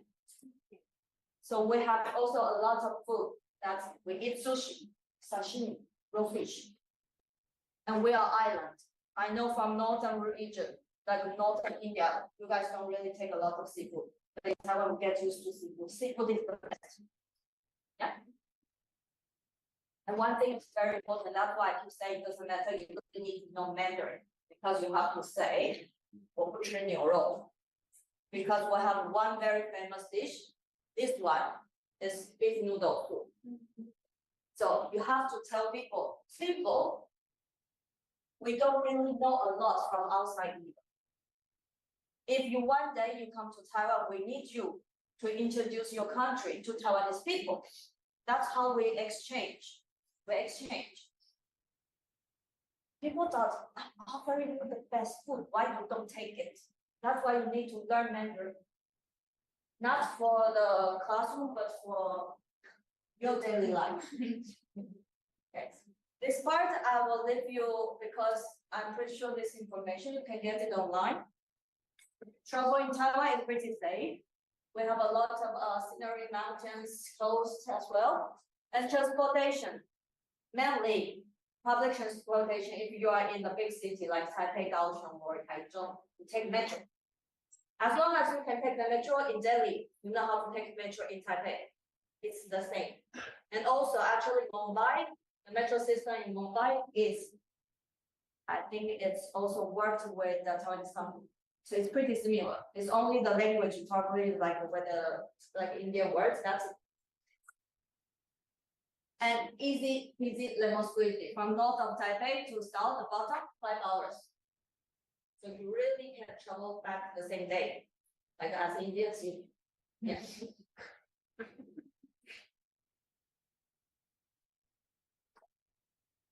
And another one I've seen a little bit, not very common in like not in the big city in Delhi, but I've seen some here. It's like a common one is scooter. Everyone uses scooters because we are small. It's easy to park. The traffic is bad. If we cannot go somewhere by the metro, we use the scooter. Yeah. And like night market. Night market is something we are proud of. Night market is all about food. It's like here too. You guys enjoy the food, we enjoy the food. Whole street, the food is cheap. Like maybe 50 cents US dollars up to, well, when it's going up, it can be any price, but the lower one, 50 cents. And why you study in Taiwan? First, as mentioned, keep saying then top quality. Next, the price. The price, because we offer a lot of scholarship. We offer a lot of scholarship, and also where is the English program compared to UK or US or Australia, the price is definitely cheap. Even for ourselves, It's not like, if you have any struggling with the financial, there's always offer some scholarship as long as you study hard. Because we consider education is one of the most important to change your life. So if you put your heart, I don't know how to say, it's like, if you show your interest, you will make it happen. You will study Mandarin harder to pass the exam. Then it open the door for you.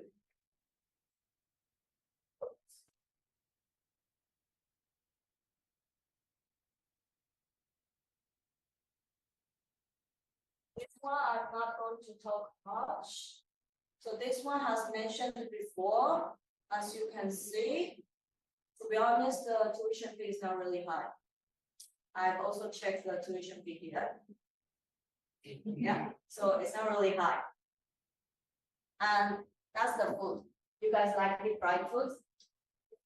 Yeah, I think I saw quite a lot. So you can see it's from 100 rupees to 250. If it's a fancy restaurant for two, that's it. Maybe you guys might struggle with the taste a bit from beginning, because in general we don't have really a lot of spicy food, but we have a lot of like we use anise, cloves, cinnamon to make the stew, but we don't use turmeric. That's the difference. But you can get those spices. Also, there are many Indian restaurants in Taiwan as well.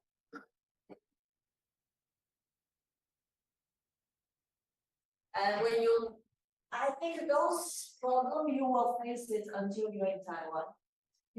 Because I'm talking this, you are imagine, but those questions or those problems, you will face it when you're there. One thing is, when you go out, doesn't matter, you go to Taiwan or anywhere, open your mind. You have to open your mind. Like, don't be shy. You have to try anything. Like, we are here. We're here. We're also here to immerse in the Indian culture. When you go to Taiwan, you immerse yourself with the local culture. You interact with the local people. That's what you need language. That's why we're here. That's why TC is here offering the Mandarin language, okay?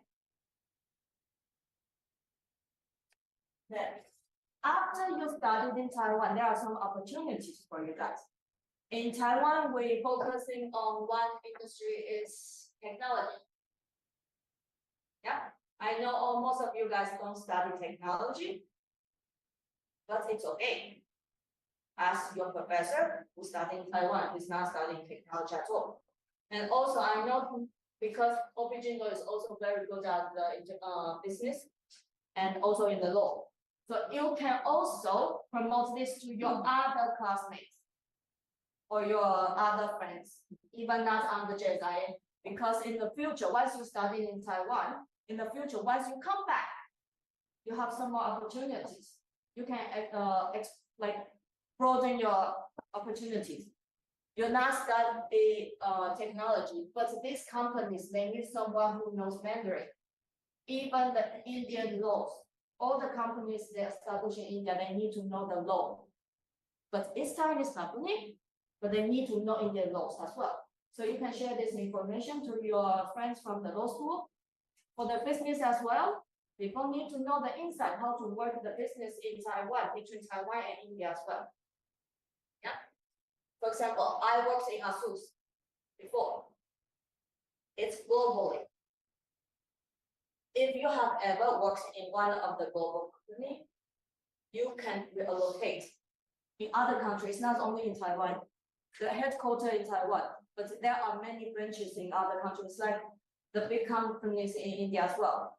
Or if you work for some Indian company, if it locates in Singapore, in Taiwan, or even in China, you need the language too. Yeah.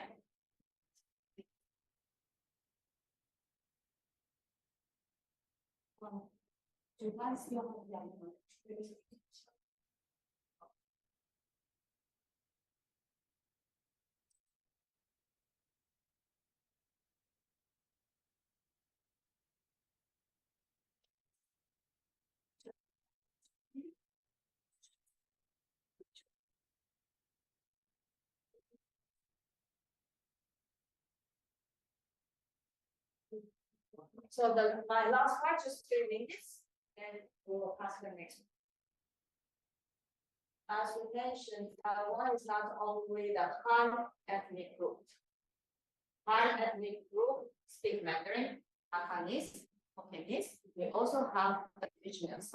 Later on, you're going to see, like they have.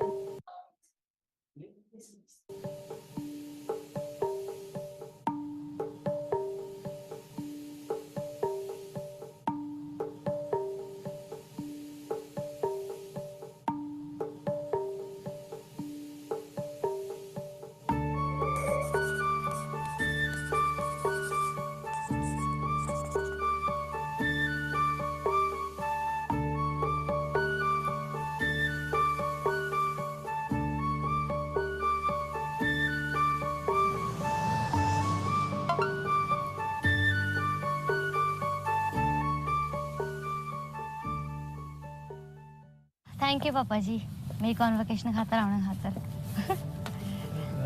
ऐसा लगता है जैसे कल की बात हो, कल आप यहाँ आए। कल पापा जी इतनी लड़ाई में गए थे साल ही गए थे कल आपने बंद नहीं किया, इतनी रात दिन में उसका फल है ये। लाल जी बिल्डिंग दिसवी है जी हाँ, ये मेरी लैब इतनी बैठी के करो तो ऐसे मोस्टली सारा काम सैम्पलिंग करना एनालाइज करना जितने भी रिसर्च एक्सपेरिमेंट लाइक दिन रात चलो कोई भी समस्या भी हुई हो तब भी आपने तो बड़े उससे काम किया है और आज ये अचीवमेंट आपके सामने है। हाँ से मुझे जानूंगा ते पापा जी ये सब करना मुझे बढ़िया लागू हाँ जी पापा जी ये रिसेंटली एक एबोरिजिनल ट्राइब आई ना रहती हाँ तेती गया थे ऐसे दसन था मैं तो सोच पिया एक फेस्टिवल हो जो चालू रही हाँ तेती एक्चुअली बहुत सारे लोग इकट्ठे हुए तेती जैसे गाँव है अपने प्रे करूँ तेती डांस भी करूँ है अच्छा जो कपड़े जो इंडिया सिलाई थी आपने ट्रेडिशनल वो भी पहने थे ना। हाँ जी तेजी से डांस भी किया था ओके एपी हम ताइवान में डांस भी सीखा हुई और हम प्रैक्टिस करूँ अपने बॉक्सिंग भी अच्छा देखो हाँ तो सब कुछ 10वीं ये वाली देखो ये वाली से जब एक्टिंग की थी ना तीसरी वीडियो ताइवान में क्या बात है आप तो स्टार बन गए हैं हाँ तो से सुपरस्टार है पापा जी वैसे पापा जी ताइवान मतलब बहुत छोटा है ना तो इसलिए मतलब रिलेशन बनाना इजी हो जाता है कांटेक्ट करना हो किसी से तो मतलब से इजी जो आशा करता है ये आपके जो डिसीजन है बेटा बहुत अच्छे हैं आपके लिए भी और ताइवान में आपको इतना वो मिला सपोर्ट मिला है। हाँ जी पापा जी पर हाँ वो तो सच और मम्मी जो बहुत मिस कर रही हैं और जो मैं घर में कुकिंग करता था खाना बनाता था क्वार्टर में कहीं भी ना आपको याद आता होगा। ऑफ कोर्स पापा वो मैं कैसे भूल सकती हूँ एंड हाँ इस दिवाली पे कोई खाना आप बनाओगे ठीक है okay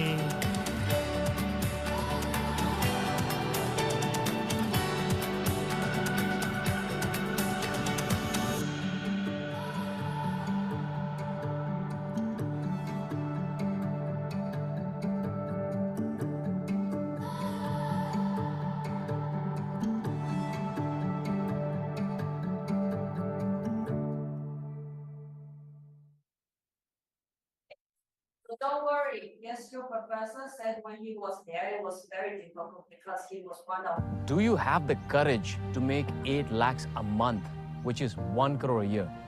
See, many people will get. So that's why at the time there's not much connections, like not much networks. But now, before you go, you probably already know somebody studying in the university you're going. So don't worry about those, okay? Then we're going to pass the next stage.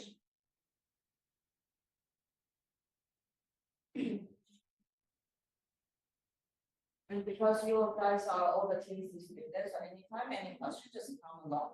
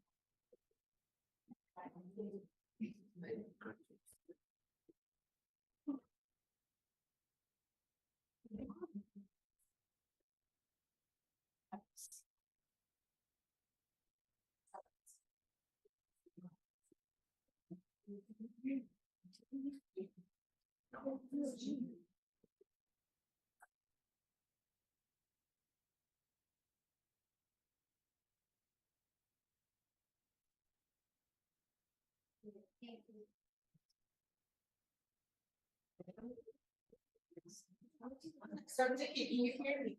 Vicky? Yes, yes. Hello, hello, hello. I can hear you. Okay. Hello, So hello. next session, let's welcome another Mandarin instructor right now in the Furen Historical University in Taiwan. Okay, so she will present something for us. So let's welcome Vicky.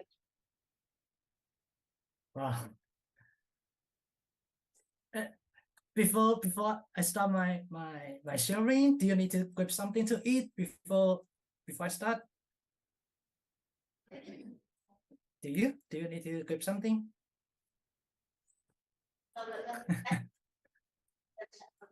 Does anyone need to have something? Okay. Yeah. I stay with you for like since here in Taiwan like 40 hours already. So for me, I think I'm tired. I'm not sure how about you. So maybe you need to take some breaks and rest. Okay. Okay. So I can start.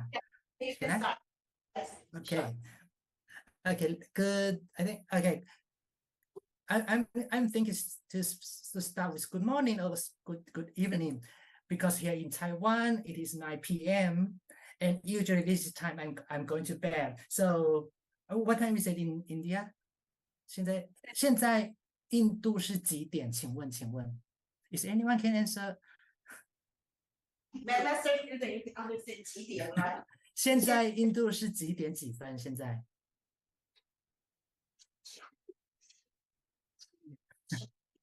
7点是吗？OK 啊，7点6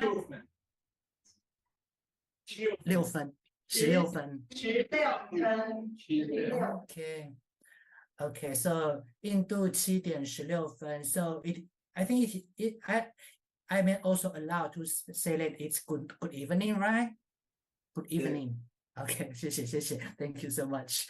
Okay, it is my pleasure to share my immature thought on learning Chinese in Taiwan. Before introduce my thought, I think I need to introduce myself first to like establish some credibility so that you can think, okay, I can trust this guy. Okay, so I will introduce myself a little bit. Okay, 我姓黄 Is there anyone can pronounce it my family name, my surname?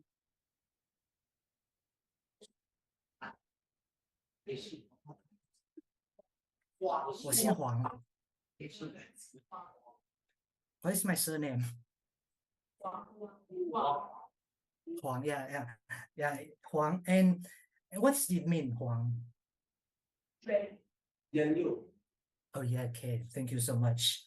Huang is a family name. It is third largest surname in Taiwan, which count 6.05% of the population, which means if you know 16 Taiwanese people, and one of them is coming from my family. Okay, it is very, very big family. Huang is third largest population surname in Taiwan. Okay, and there are two different there are two different ways to write Huang, these characters, and Huang you see in the middle. Huang can be written in this font and could be written in this font. And I will leave this white question for your sister to answer. Why there's different kind of font in Taiwan? Okay, ask your question after this session. And the second part of my name is Yu. Is there anyone can tell us what is Yu? Yu. Anyone? Yu. Yu is holding by what? Okay, wow. Yeah, you can say that's jet. And is there anyone can cite this for us? Jet, what is jet?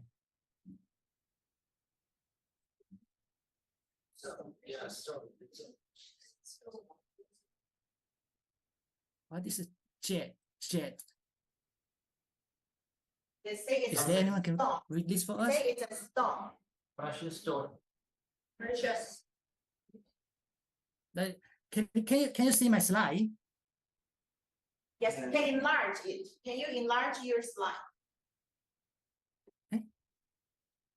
What did I? Oh, Enlarge it. oh, I make a mistake. So you should hold my desktop. Did I? Let me ask. And I should stop it. Yeah. Okay. They say it's okay. So you don't need to adjust. Pardon? They say it's okay. Did you see only the slide or who my desktop? Uh-huh. Full desktop. What did you see? Full desktop.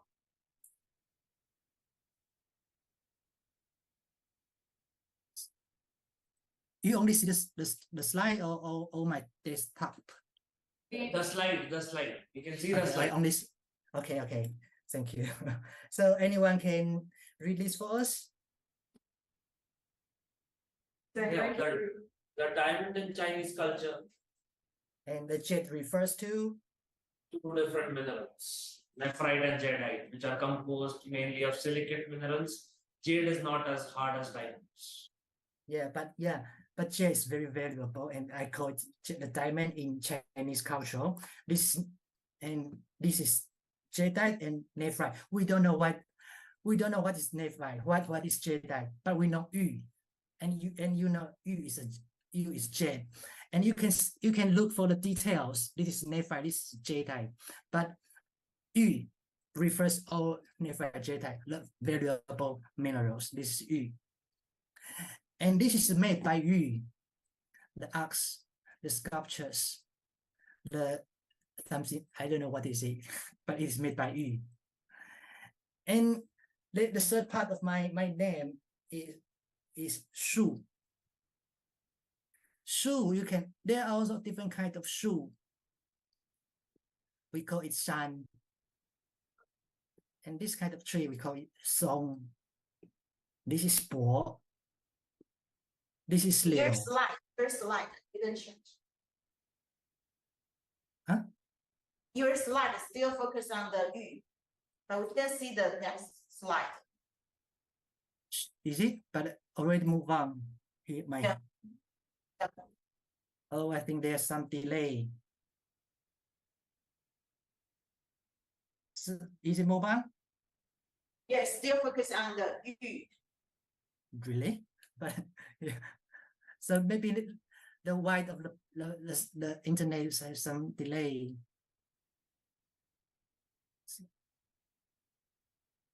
Did we move on? No. Really?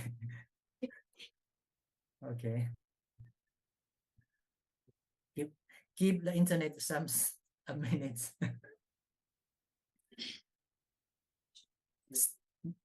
Is it moving?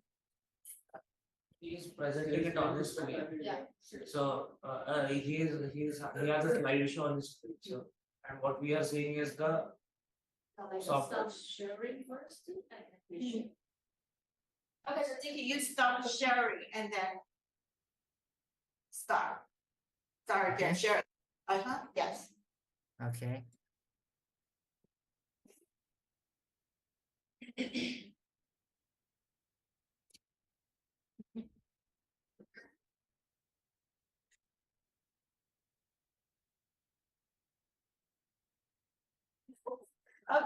Okay, so right now we can see different slide. Okay, you see the nephrite and jadeite, and you know nephrite and jadeite. There are also yu, and all of these made by yu. The arcs, the sculpture, the kind of artifact. And the third part of my name is Shu. All of these are Shu. Shan, Song, Bo, Liu, Hua, Xiang, and Yu. All of these are Shu, three. And shu is a general term for all kind of different trees, of kind of different shu. Okay, so do you remember my name? Can you? Anyone can recall my name? Huang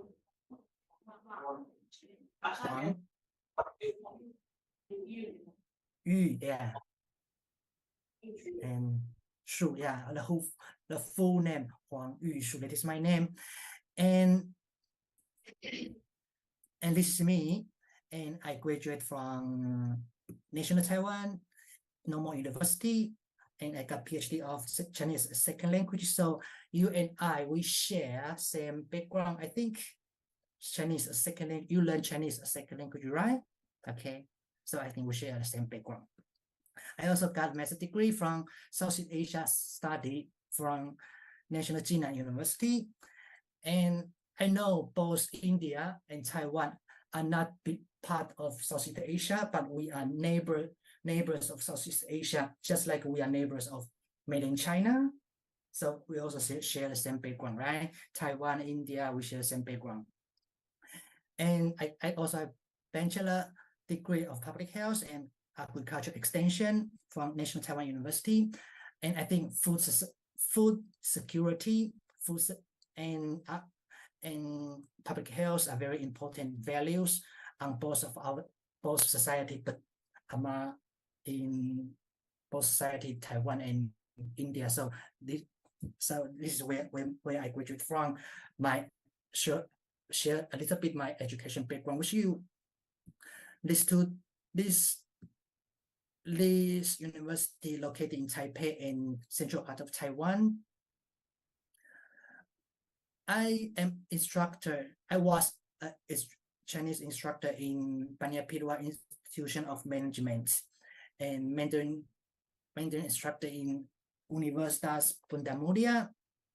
Now I am instructor in Fudan Catholic University in Taiwan, in Thailand, Indonesia, and Taiwan.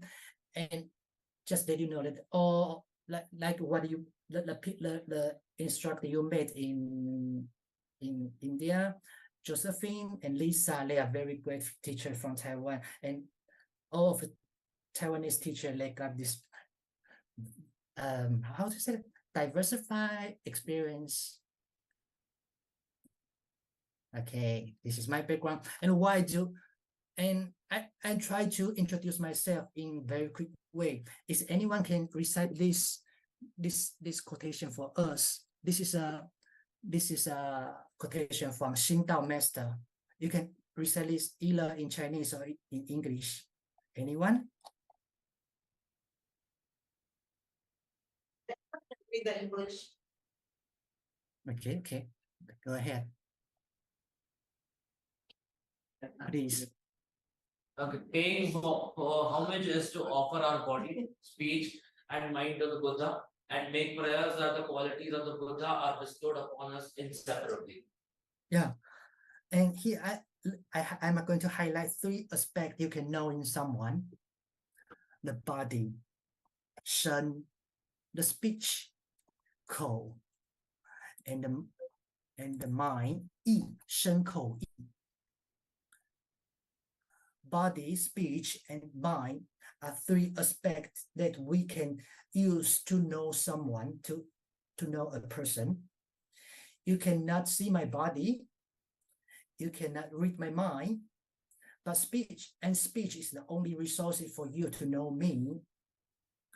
And after my introduction, you know my name, and you know my education background.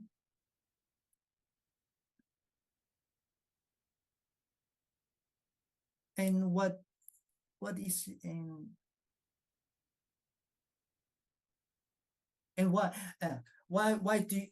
when introduce myself, why should I say that where I graduate from and where I teach to, where I teach in, where I teach at? Why I have to mention where? For introduce myself, usually I talk about my right. I tell my name, but why should I need to mention the place?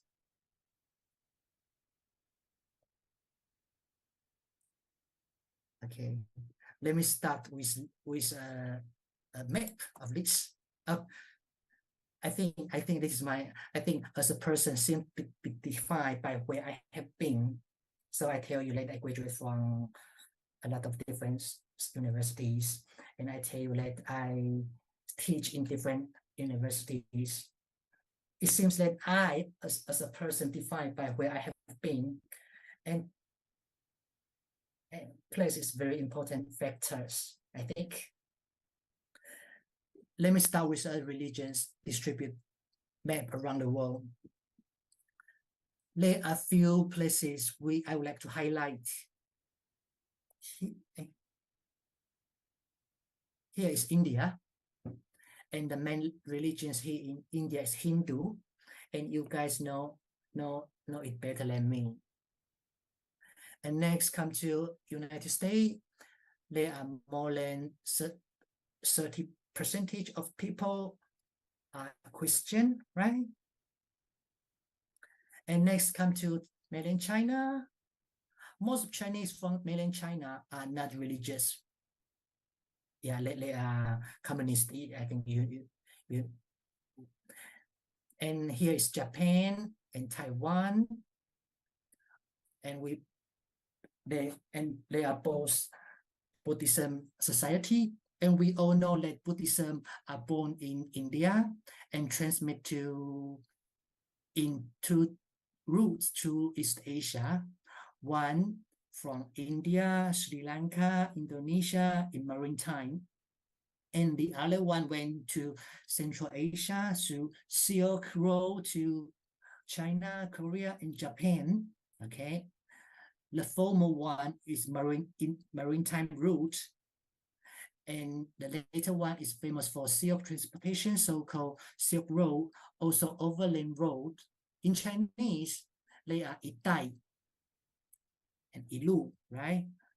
One belt and one road, the transmission of Buddhism. Okay.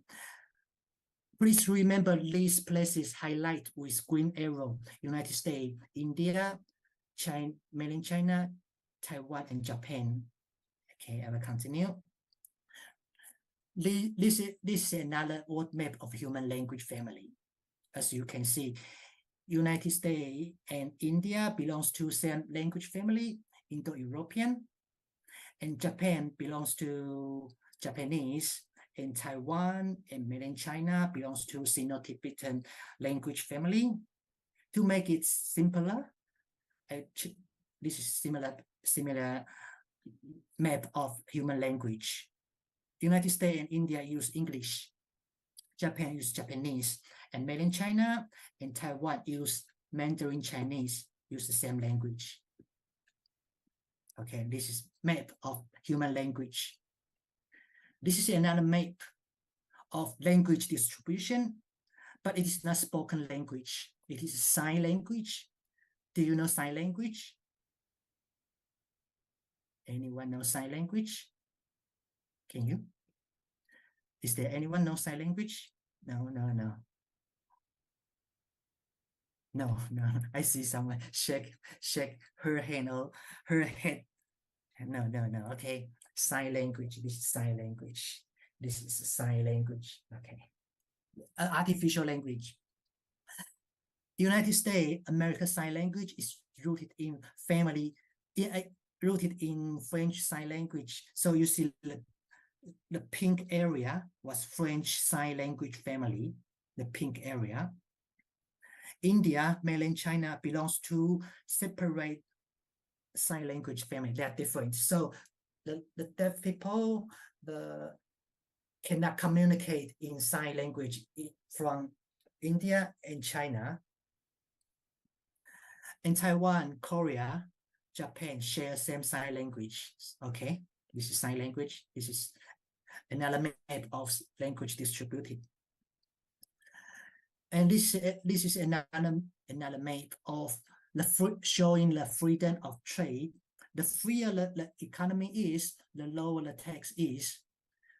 You can sell your product to trade freer places without tax, and you can buy things buy things in lower price in freer economies. Okay, to the freedom of the trade, United States, Taiwan, Japan at the same level. Freedom of trade, and India and made in China are at the same level. Okay, this is another map. And this is the map shows how developed into 4 categories or in according to OECD, almost same as previous map. United States, Taiwan, Japan are at the same level, and India and made in China are at the same level. How developed the entity is. Okay, this is another map. Shows the spectrum between authoritarian and democracy. From the color, Japan, Taiwan, India, and United States are on the democracy side, and China is on the other side, authoritarian side. Okay. Where we are seems to shape who we are. Do you agree? Do you agree? These 4 cars have same entity.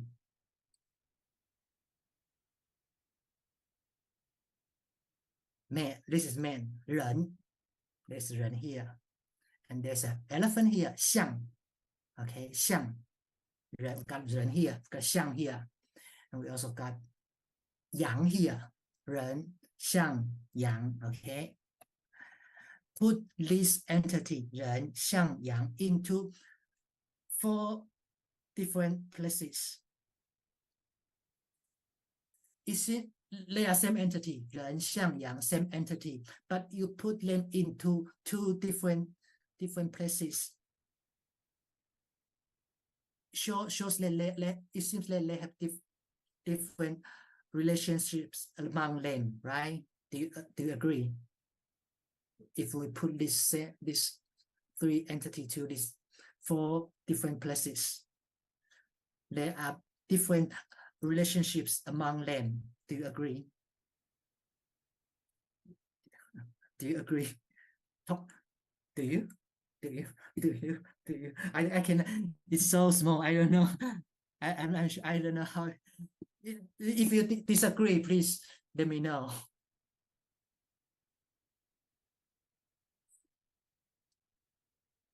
And I think it makes sense for people to mention where they graduate from and work for, work in, and work at, right? Because these places shape who they are. This is another map. This is another map. It seems like Facebook is dynamite. It's dynamite in Japan, in Taiwan, in India, and United States. Facebook, and while mainland China has different social network, right? This is another map for this is the last map showing the happiness around the world. Again, United States get the happiness, and then Japan and Taiwan the second highest happy. China and India come after. I summarize all the maps, makes this table for you. All the maps we have seen. I compare Taiwan with other countries and start with human language. Here we know Taiwan and mainland China use the same language, so I put a plus sign in mainland China. And United States, Japan, and India use different language, so I put a minus sign here. For sign language,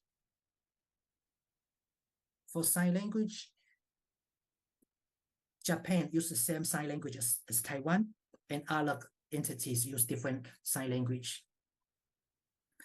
For religions, Japan and Taiwan share same religions. Buddhism and others have different language and religions. And economy of freedom, Japan, United States, Taiwan share same. They have same at the same level. The freedom of the trade. And United States, Japan, Taiwan on the same, at the same level of development.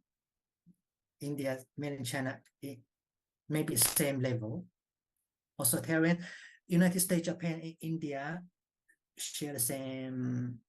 They are on the democracy side, and mainland China is on the other side.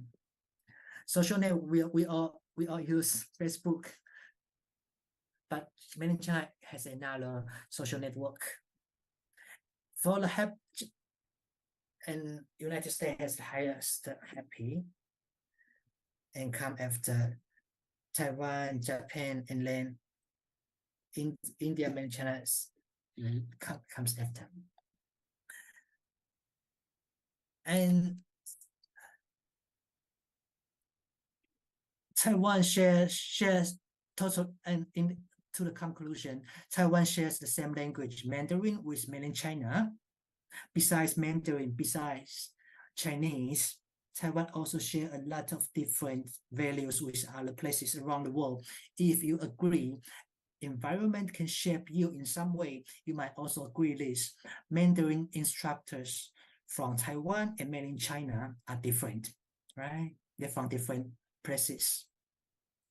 And learning Chinese in Taiwan and learning Chinese in mainland China could be a very different experience as well, right? If you agree. Okay, this is my immature thought to share with you. Taiwan besides Chinese, and this is all my immature thought, and I hope I deliver my mind clearly to you through my speech. No, you cannot see my body, you cannot read my mind. You can also know me better on my website, Dickie's Karma. And if there's any question you would like to discuss with me, feel free to contact me through email. Okay, I will give time back to Josephine. Back to the last slide. Can you back to the last slide? Okay. This one? Yes, and I want to see the positive and negative order. Okay. Okay, so from this conclusion, Vicky, want to tell us, because some students asked me this question. I want to learn the Mandarin Chinese, but where should I go? Go to Taiwan better or go to the mainland China better? So we can, from this conclusion, you can see Taiwan and mainland China share the same language. This is what I told you on our class, right? But you can see there are many other aspects very different. Yeah, so that you can consider which place you want to learn the Mandarin Chinese because you have different experience. Okay, so thanks, Dicky. Thank you, Dicky. And do you have Bye. Good night. I can say good night, right? Maybe they have some questions. Do you? No. Okay. Okay, so you don't have any question want to ask. Okay, so do you remember his name? Yeah. Okay, so what's Wang Yu. Wang Yushu. Okay, so this is the Thank good you so time. much. That student remember your name. So next time I want to think something for this. Okay, thank you. Bye bye. Bye bye. Okay, you find.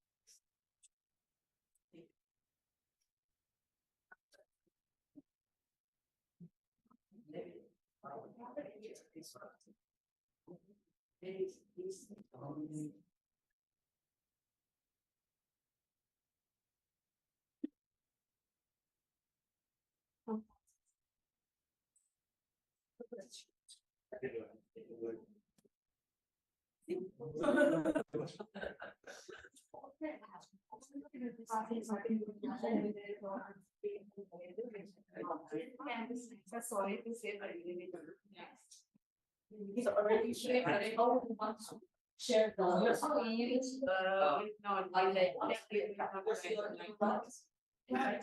so final part. Breaks and showers are easier. Start? Yes. Yes, okay. Final part, finally, we talk about the scholarship. In addition to improve your ability to study abroad, right? It's also very important to have a strong financial plan. So in Taiwan, they offer some scholarship for international students. So how to study in Taiwan? So first you have to know what you want to study.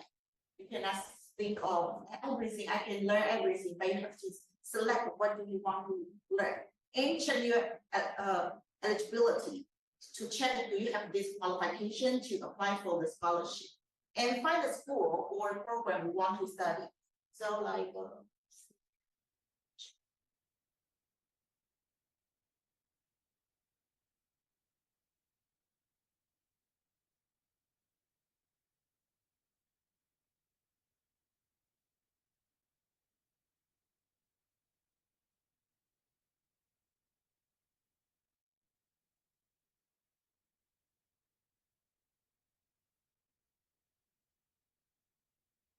so you can QR code, to scan this QR code.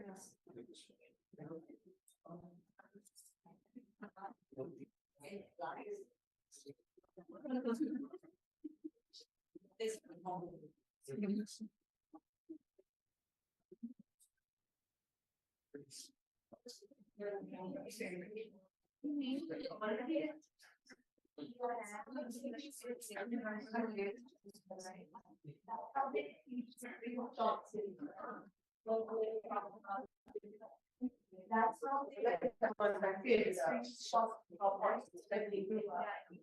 this is the other kind of technology which is like easier to use.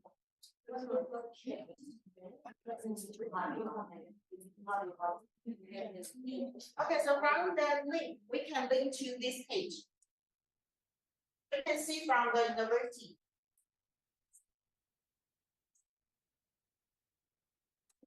There are more than 100 universities in Taiwan, so you can just select from like a location. So the northern Taiwan, you can see this photo is a city flex. So there are 69 universities in northern Taiwan. And in central Taiwan, there are like a 27. And southern Taiwan is a historical city. Okay, earlier is a historical capital here. So there are 45 universities in southern Taiwan and only 5 in eastern Taiwan.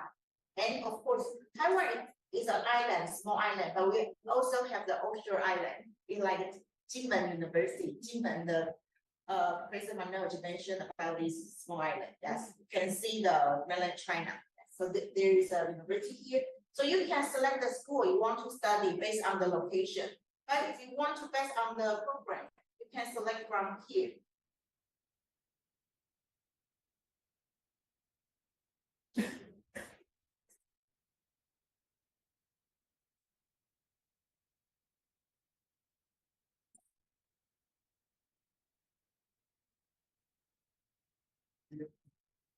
And what kind of label you want to apply for, like a bachelor, master, or doctoral? And what kind of the field you want to study, like education, arts and humanity, or social science, select the social science as an example. And what do you want to study? Maybe the political science, so just click search. You can find how many programs related to this. There are 33. So you can select which university, like we'll just click the first one. It will mention about this university, Minchuan University, and this department, this program, graduate program. And how about this school? How about this program? And you can see what can you learn in this department. So you can just check what do you want to study. Oops.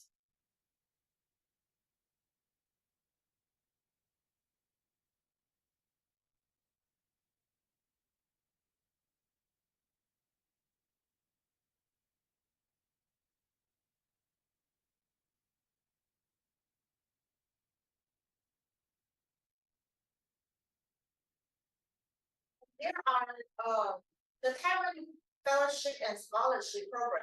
Actually, there are 3 kinds of scholarship. The first one is about the Mandarin. You go to Taiwan to learn the Mandarin Chinese. And the second one is to the degree. You want to study for degree like a master or doctoral. And third one is about the research. So we offer the 3 kinds of scholarship. Like the first one, MOE. Offer the Huayu enrichment scholarship. So do you remember what's Huayu? Why? What is Huayu? In our first class, I told you, right? Mandarin. Yes, Mandarin. We call it Huayu. Huayu enrichment scholarship. So this is intended for students who wish to pursue short-term language courses. So if you apply for this scholarship, the financial assistance, a monthly stipend of 65,000 rupees. So it's much. And how about the duration? You can just go to and say, right now I'm studying in the university. Right now I'm studying in the master's degree. I don't have time to file this. Maybe 1 year later, 3 years later. Oh no, you can just apply for to study 2 months in your like a summer vacation. Okay, or if you have more time, you can apply for to study 3 months, 6 months, or 9 months. It depends on you. Okay. And this for the Mandarin Chinese learning. And the other kinds of second scholarship or degree, there are 4 scholarships. First is the MOE, Ministry of Education, Taiwan Scholarship.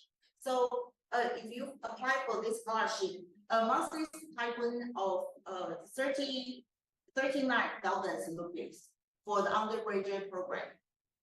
But for you, you are master student, so you can apply the financial support up to the 52,000 rupees. And the duration, if you go to Taiwan to study with degree, you go to learn the undergraduate program is 4 years, maximum for support you for 4 years. And the master program support you maximum to 2 years, and doctoral is 4 years. But please mention the final sentence. Maximum duration for any combination, only 5. So like you go to Taiwan to study master 2 years, and you want to continue to study like the doctoral program. So 2, and we only total support 5 years. So the doctoral program, you only can get the 3 years support. The couple of final years, you can maybe find some of the other scholarship, or you just take your you get your doctoral PhD within 3 years. Okay. Okay, and there's many like eligibility. So I think this is not hard for you. Okay, so I just skip this part. And the second Taiwan scholarship, first one is from MOE, from the Ministry of Education. The second one is from the MOFA, Foreign Affairs.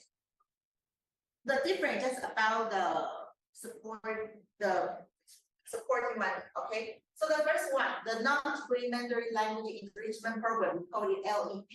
It's also for learning Mandarin Chinese. So you want to go to learn Mandarin Chinese, there are 2 scholarships you can apply for. One is from the MOE, one is from the MOFA. Okay. And the stipend is here, 65,000 rupees for LEP. But if you want to apply for the degree, is 78,000 rupees monthly. Okay. And this is also the same for the duration. Eligibility is similar to the MOFA. And third one is academic income. This is the highest, I remember, because the monthly stipend of 89,000 rupees. But Sinica is a little hard to apply for. It's based on your qualification, your study plan, your something. And of course, this Lacey mentioned about this international cooperation and development funds. So there are 4 kinds of the scholarship to study the degree, and 2 kinds of scholarship for study Mandarin language. Okay, and maybe someone will say, "Man, I don't want to study degree because you need to spend more than 2 years, 3 years, 4 years abroad." Or I'm not interested in learning Mandarin Chinese, but man, I want to study in Taiwan. I want to go to Taiwan. So can I just go to travel? Of course, you can go to travel, but maybe just 1 week or 2 weeks is not enough, right? So there's another program. We call it Taiwan Experience Education Program, TEP. In 2015, the Ministry of Education in Taiwan launched this kind of program for international students for the short-term professional internship project. So you can go to just learn 1 month or 2 months. I remember, maybe later I can share you this link, you can check. They just go to like learn 1 month, like a workshop. First one, let's mention it right, maybe a workshop and to learn something for 1 month. And also offer you the stipend of among the 39. It's not much, but I thought it's enough for you just survive in Taiwan for 1 month or 2 months. Yes, and you don't want to learn Mandarin, you don't want to for a degree, just for experience. No, you guys give me Mandarin. As a Mandarin teacher, we force you guys to have to learn Mandarin. Okay, so as teacher Liza said, have to learn Mandarin. So if after you learn from the TC, right, you want to know your proficiency, the degree, so you can take this kind of right? This is called a TOEFL. So you can get the certificate in Mandarin Chinese. Okay, so this TOEFL exam is for 4 subtests. listening, reading, writing, and speaking. And based on the CFR, they have the 3 bands. Each band, they have the 2 labels. So totally it has 6 labels.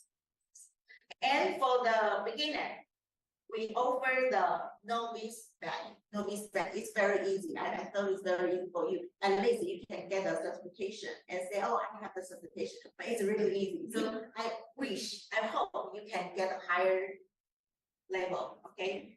So you can see, what if you learn Mandarin Chinese in Chinese speaking area, only learn 30 to 120 hours. It's enough to pass this exam. But in non-Chinese speaking area, like in India, maybe just learn 60 to 240 hours. So every week we have the 3 hours, right? This semester, how many hours we learn?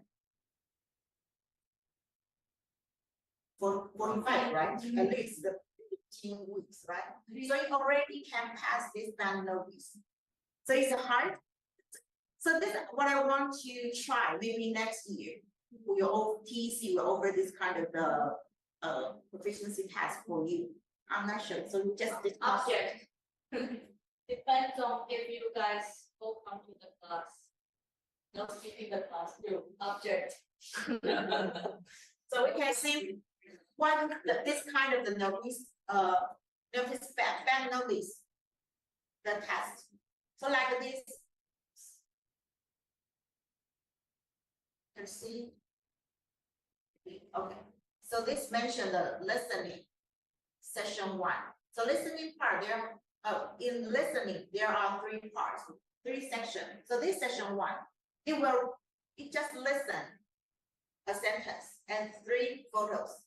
So it will read 他想写字. So you can guess which one. 他想写字.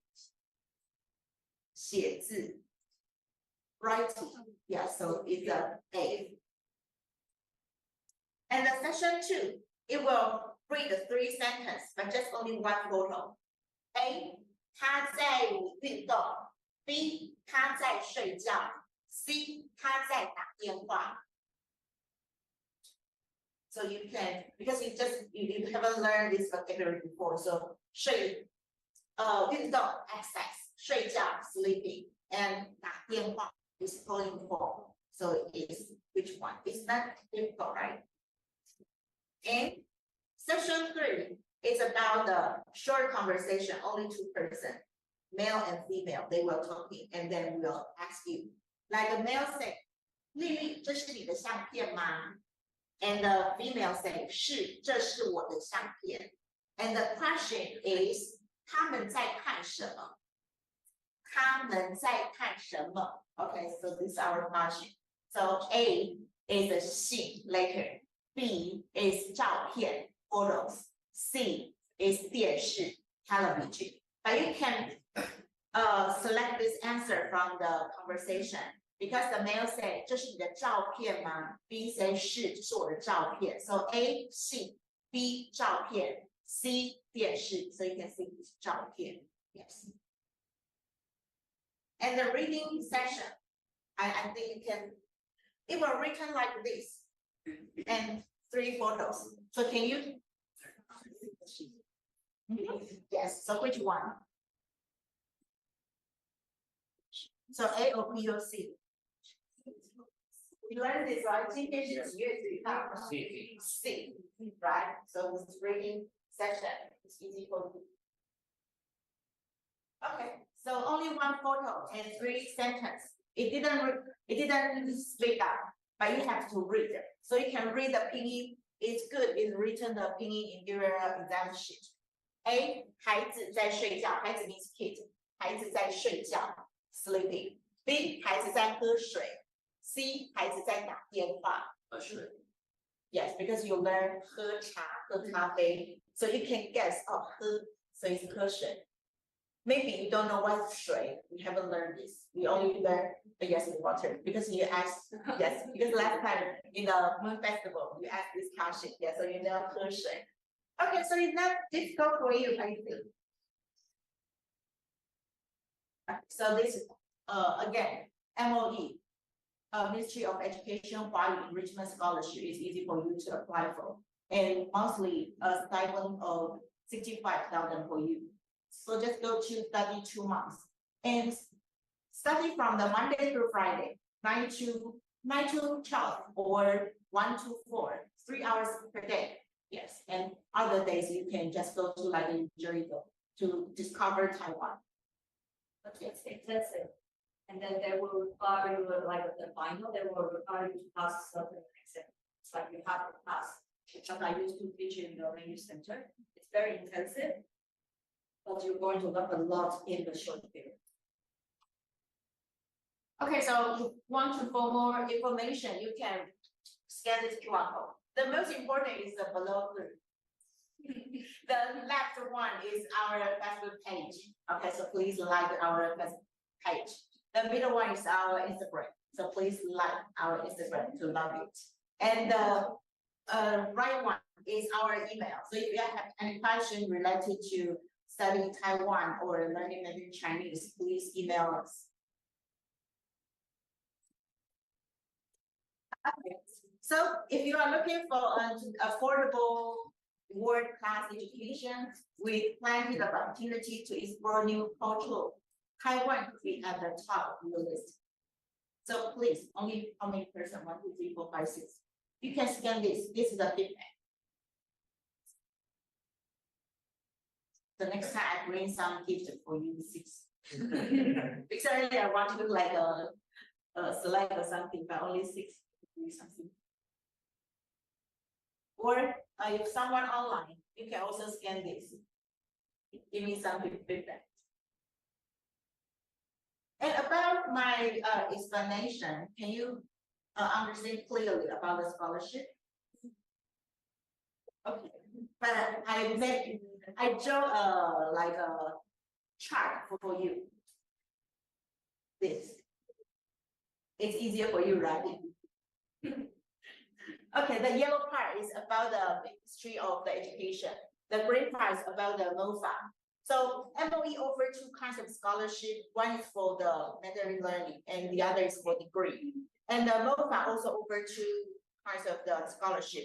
The LEP is for the language learning and the below is for the degree. And Seneca is a little harder, usually for the doctoral students. Okay, so you can see the price is higher. And international higher education scholarship is also. So you have this scholarship from full organization. And except this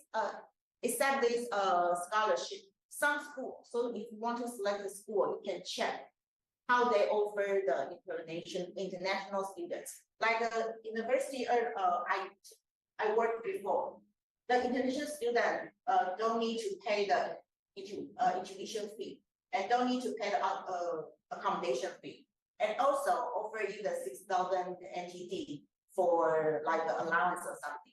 And if you think, oh, I want to more allowance, maybe you can do some part-time job in the school.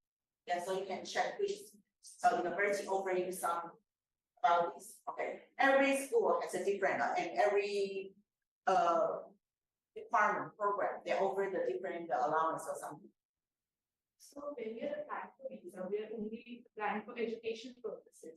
But then when we start doing a part-time job, do we have to apply for a job visa as well, or does that? A school will have you to apply for the working visa. Yes, but only can work in the 20 hours per week. But this for the degree student, for the private degree. Well, if you just go to Taiwan to study the Mandarin, you cannot do any work. Yes.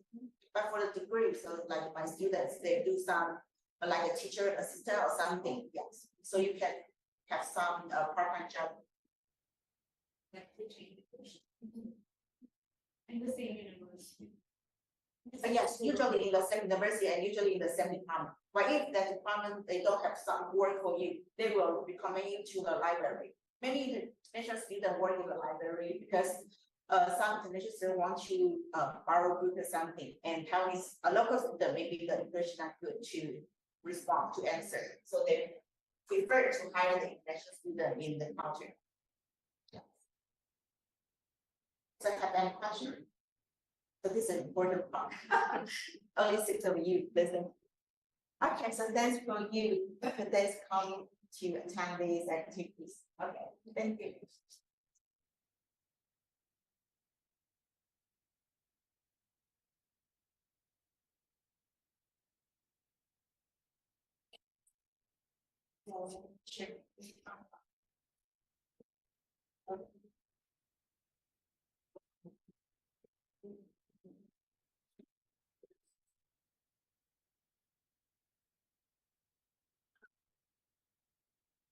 Okay, so I just hand it to you for all right.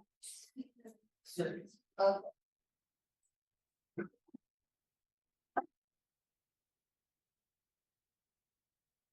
Recording stopped.